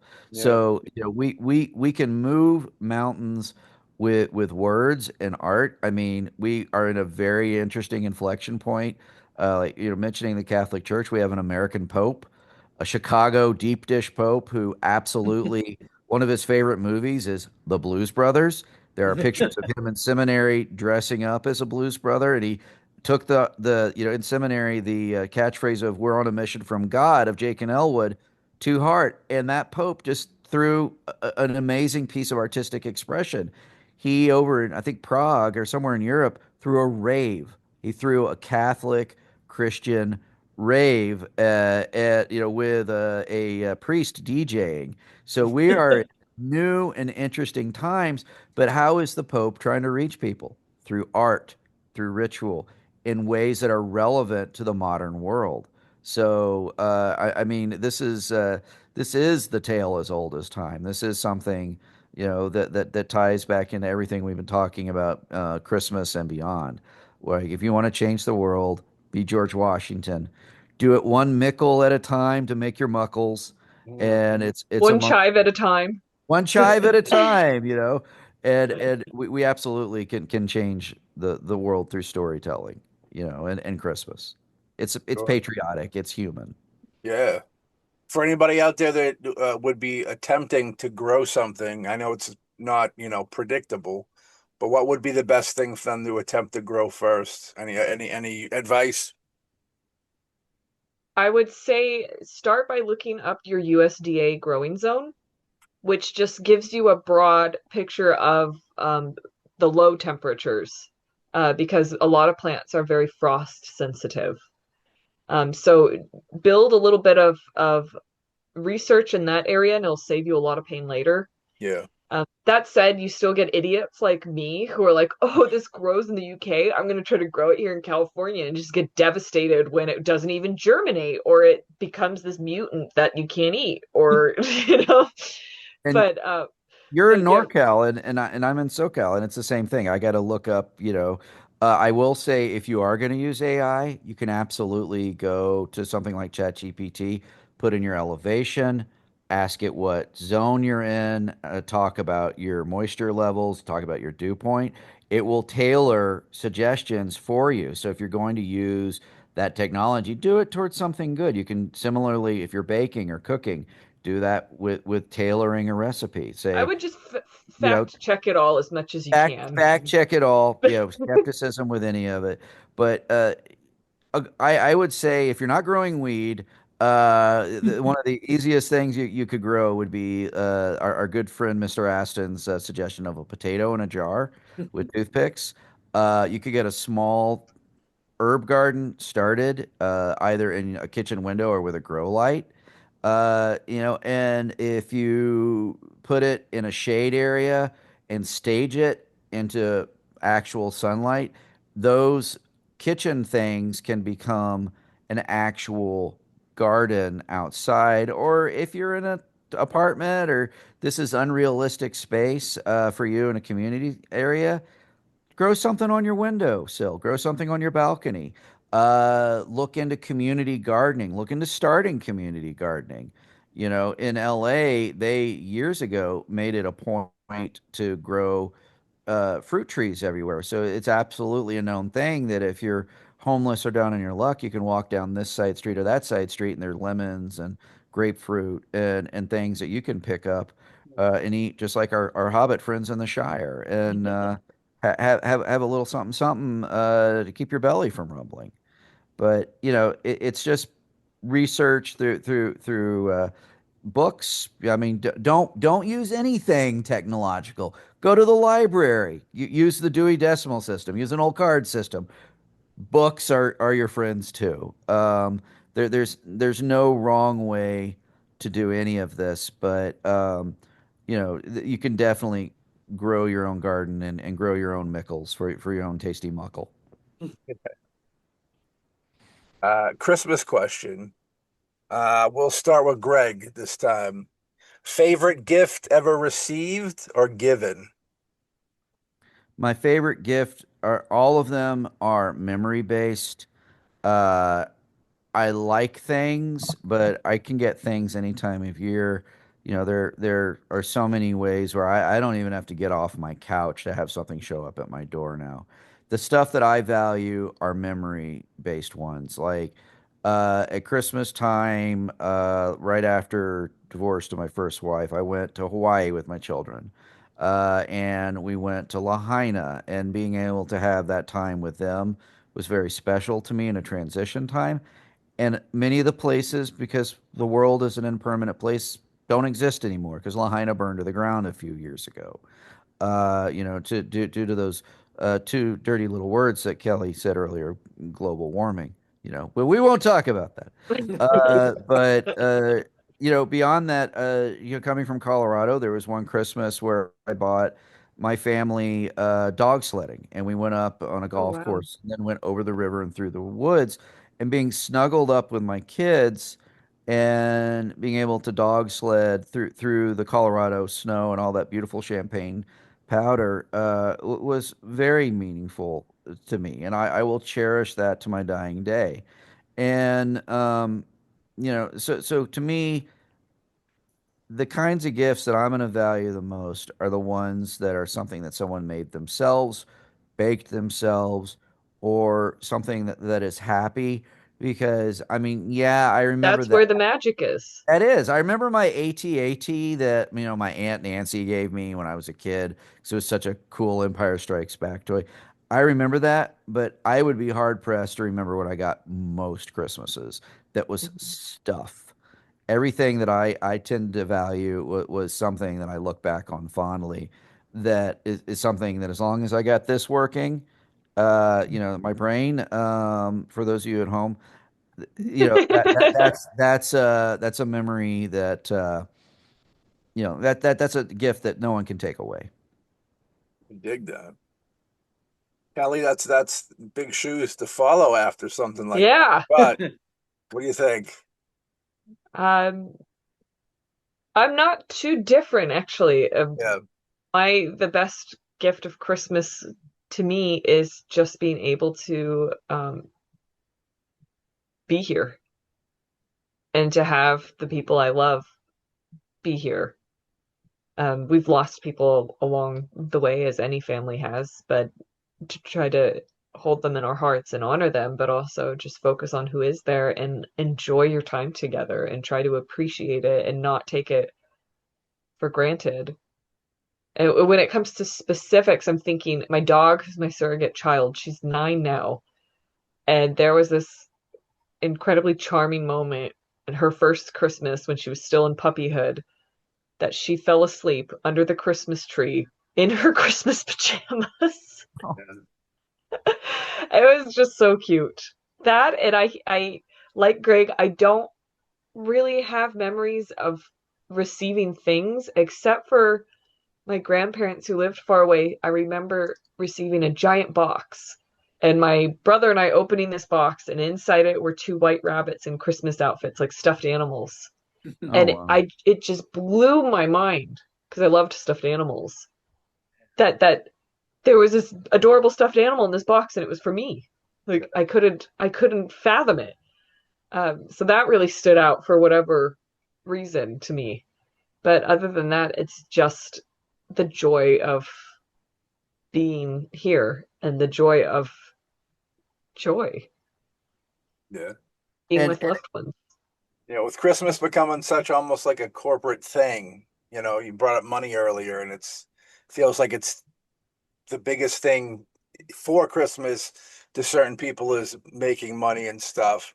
Do you think that puts a burden on it, or do you think that that's just, fluff, and the relationship stuff is still going strong, and that's just, hovering in the ether, if you will?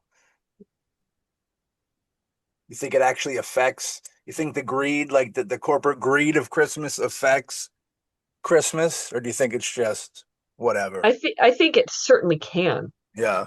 If I mean, self-awareness is key because if you're just caught in the momentum and the shoulds, that's where a lot of the resentment comes from. I think of like, well, I'm supposed to do this and I'm supposed to do that and I'm supposed to buy this and I'm supposed to behave this way. Who says? Like, as soon as supposed to enters your mind, you got to question that and be like, wait a minute. This messaging is coming from somewhere outside, not inside. And it's about honing in that inside voice and finding what you want. And capitalism can't touch that. I mean, like, I feel weird after you stated that because I'm like, here I am selling a Yuletide course. No, no, don't. But I mean, all things in moderation. I mean, it's okay. I mean, look, I mean, to go all the way back to earlier in the conversation, Kelly mentioned that we were making elves small, fairies small. I mean, even in Shakespeare's time, like if you read *Midsummer Night's Dream*, Titania and Oberon, they're full size people. It was when C. Clement Moore, I believe that was his name, wrote Night Before Christmas, that you had jolly, little tiny elf Santa. And that's kind of where we started to boop, shrink down elves and Father Christmas and all of that. I mean, this crazy house of cards that we're calling capitalism is very much where a lot of the modern disconnect with Christmas happens. It's not even religious, it's secular and driven by the religion of capitalism. but you mentioned Christmas Carol earlier, Greg. That is a cautionary tale against capitalism in the It is. same vein as It's a Wonderful Life. And what is the message of both of those? You must shirk that. Again, it's a necessary thing that we all have to, unfortunately, we just were born into this world. We didn't choose to make it as it is. You Yeah. have to find a way, hopefully, to survive, but you don't have to hold the same value system that the economy is telling you to have. Like, I remember my moment of realization probably around 2020 where I was like, I don't believe in any of this stuff. And I don't care. Like, so and so's a billionaire. I don't care. Good for you. Like, I do not care. That doesn't hold social currency for me. Mm. You have a lot of Good luck with your invisible rocket ship, numbers. buddy. Good luck with your private island. Good luck with your rocket ship. Good luck with your private god AI, or whatever. Yeah, but But I mean, it's if you always just going to be a push pull on, we need to live, we got to have the retail job, we got to sell the course, and totally giving up to that. And when I say crazy house of cards, guys, it's because, like, we didn't set Thanksgiving and then Black Friday until the Great Depression. And when we say Coca-Cola Santa Claus, that's because Santa Claus was first pushed by the Walmarts of the days, the department stores. And that they wrote songs like Rudolph the Red-Nosed Reindeer. And FDR, in the middle of the Great Depression, set when we have the quote official beginning of Christmas, because we had to get people in the department stores and had to get the economy stimulated again. So that's why we have Macy's Day Parade. That's why Santa comes in on the back of the float at the end of the parade. That's why we have our crazy punching each other for the latest Tickle Me Elmo or Cabbage Patch. It all started with trying to keep our House of Cards society going. And even in the middle of all of that, when you look at, A Christmas Story, with Ralphie and the Red Ryder BB gun, or you look at any of these, when they talk about the true message of Christmas, it always boils down to this simple family stuff. It always boils down to the quiet moments, the magic moments, the moments of feeling connected. And if there's any quote magic of Christmas, I go back to that word connection. Mm. So, Alex, do you have any? We've had him on here for like quite a bit. Do you have anything else you want to talk about? Nothing really. I think we touched everything. I mean, it was a great conversation with the both of you. I mean, delving into the history of Christmas, everyone's experiences. I mean, storytelling and all that. I mean, that's why we're here. That's why we have the podcast. That's why we do the films. I mean, for 50-cent budgets. There it is. But I mean, That's it's part. all about. I think that need to connect, a need to explain. I mean, if you look at like the great Greek myths of all time, why were they created? Because they didn't know how to explain why they went out with 5 ships and came back with one. Their explanation was they pissed off Poseidon and he decided to destroy the other four. So And who's to say he didn't?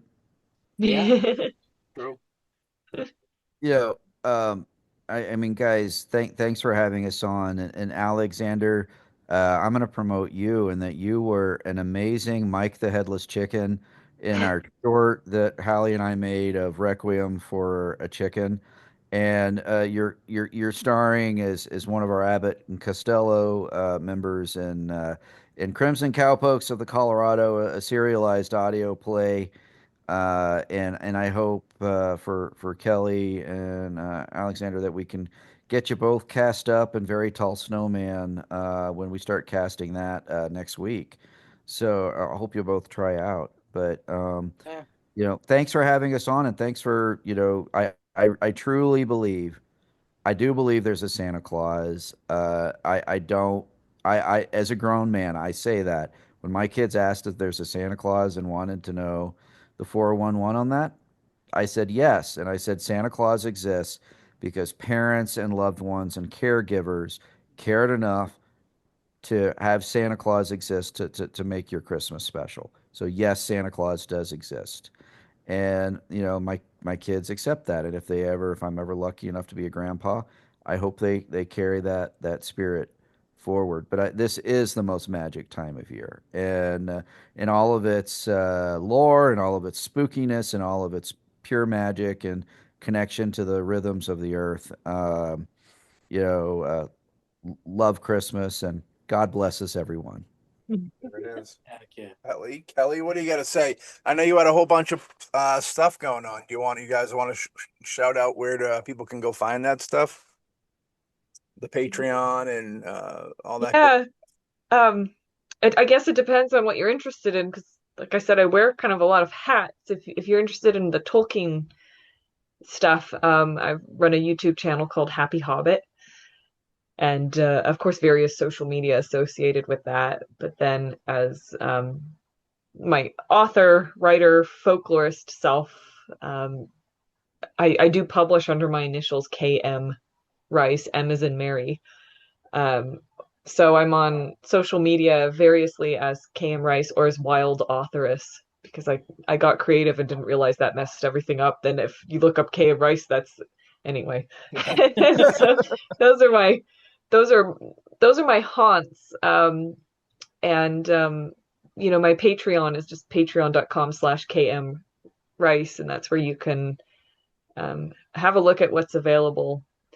And if you go to kmrice.com/offerings, or just go to kmrice.com and go to the offerings section, if you do it around the time that this podcast is originally published, you'll be able to see Yuletide Keeping Old Christmas, the course that Greg and I were talking about. And now that I know this is coming out on Christmas Eve or Christmas Day, I'll keep enrollment open for another little bit. Very cool. In case this piques anyone's interest, because again, the Christmas season really is just beginning in that window of time. And that's where you could find some of my other seasonal offerings as well, other than on Patreon. And as Greg mentioned, lots of books. I've got, I think, 10 books out now. Those are all under my pen name. But thank you so much for having me. Thank you for giving me the opportunity to kind of plug my stuff. I appreciate the exposure. And it's been an absolute pleasure to have these deep conversations with you all. Likewise. Absolutely. And Kelly, I've known her for years. She's you got a beautiful brain. She's a phenomenal creative force in all of her projects. So definitely get out there and support her and her sister Alex, the other Happy Hobbit. And as far Thank you, as Greg. yeah, well, no worries. It's sincere, so it's easy to say these nice words. In terms of Collywood Studios and entertainment, you can go to collywoodstudios.com and see some of the projects that we're up to. We do technically have social media, but we're actually, if you want to sort of see what I'm up to, probably best to just follow me on any of the social media platforms as Real Greg Talley. That's kind of just through laziness and overwhelmedness where I largely post. And it's just we got these couple of audio plays coming up. I don't have any books published. I have leaned into podcasts and now in film, because I have found that it's easier for me to do scripts than novels and short stories. So I have a lot of based on the story by stuff that's converted. But I got about 10 audio plays out there as well, and they're all available on SoundCloud and Apple. So you can look for that. You can look for Soylent Scrooge or Christmas is Made of People. It's still out there. And like I said earlier, Crimson Cowpokes of the Colorado and Very Tall Snowman Escape the Appendix are both coming up as well. Oh, yeah. Alex, do you want to say anything in closing? Oh, not really. Just it was a great time. I'm so happy you guys came on and to talk about yourselves, to talk about the Christmas season and all of that. I mean, it's always great talking about it. And also, I mean, finding out stuff that we did not know about, what makes the Christmas that we know Christmas. Truth. And Merry Christmas, guys. Yeah, I was Merry going to say the last Christmas, thing I all. want to say is Merry Christmas and Happy New Year to everyone. That's right. Merry Christmas and Happy New Year. 2026, baby. Let's do it. Let's do it. Exactly. Well, with that being said, we thank you all for coming on. We thank everybody for listening. And yeah, Merry Christmas and Happy New Year, Yay! Yo! Hey!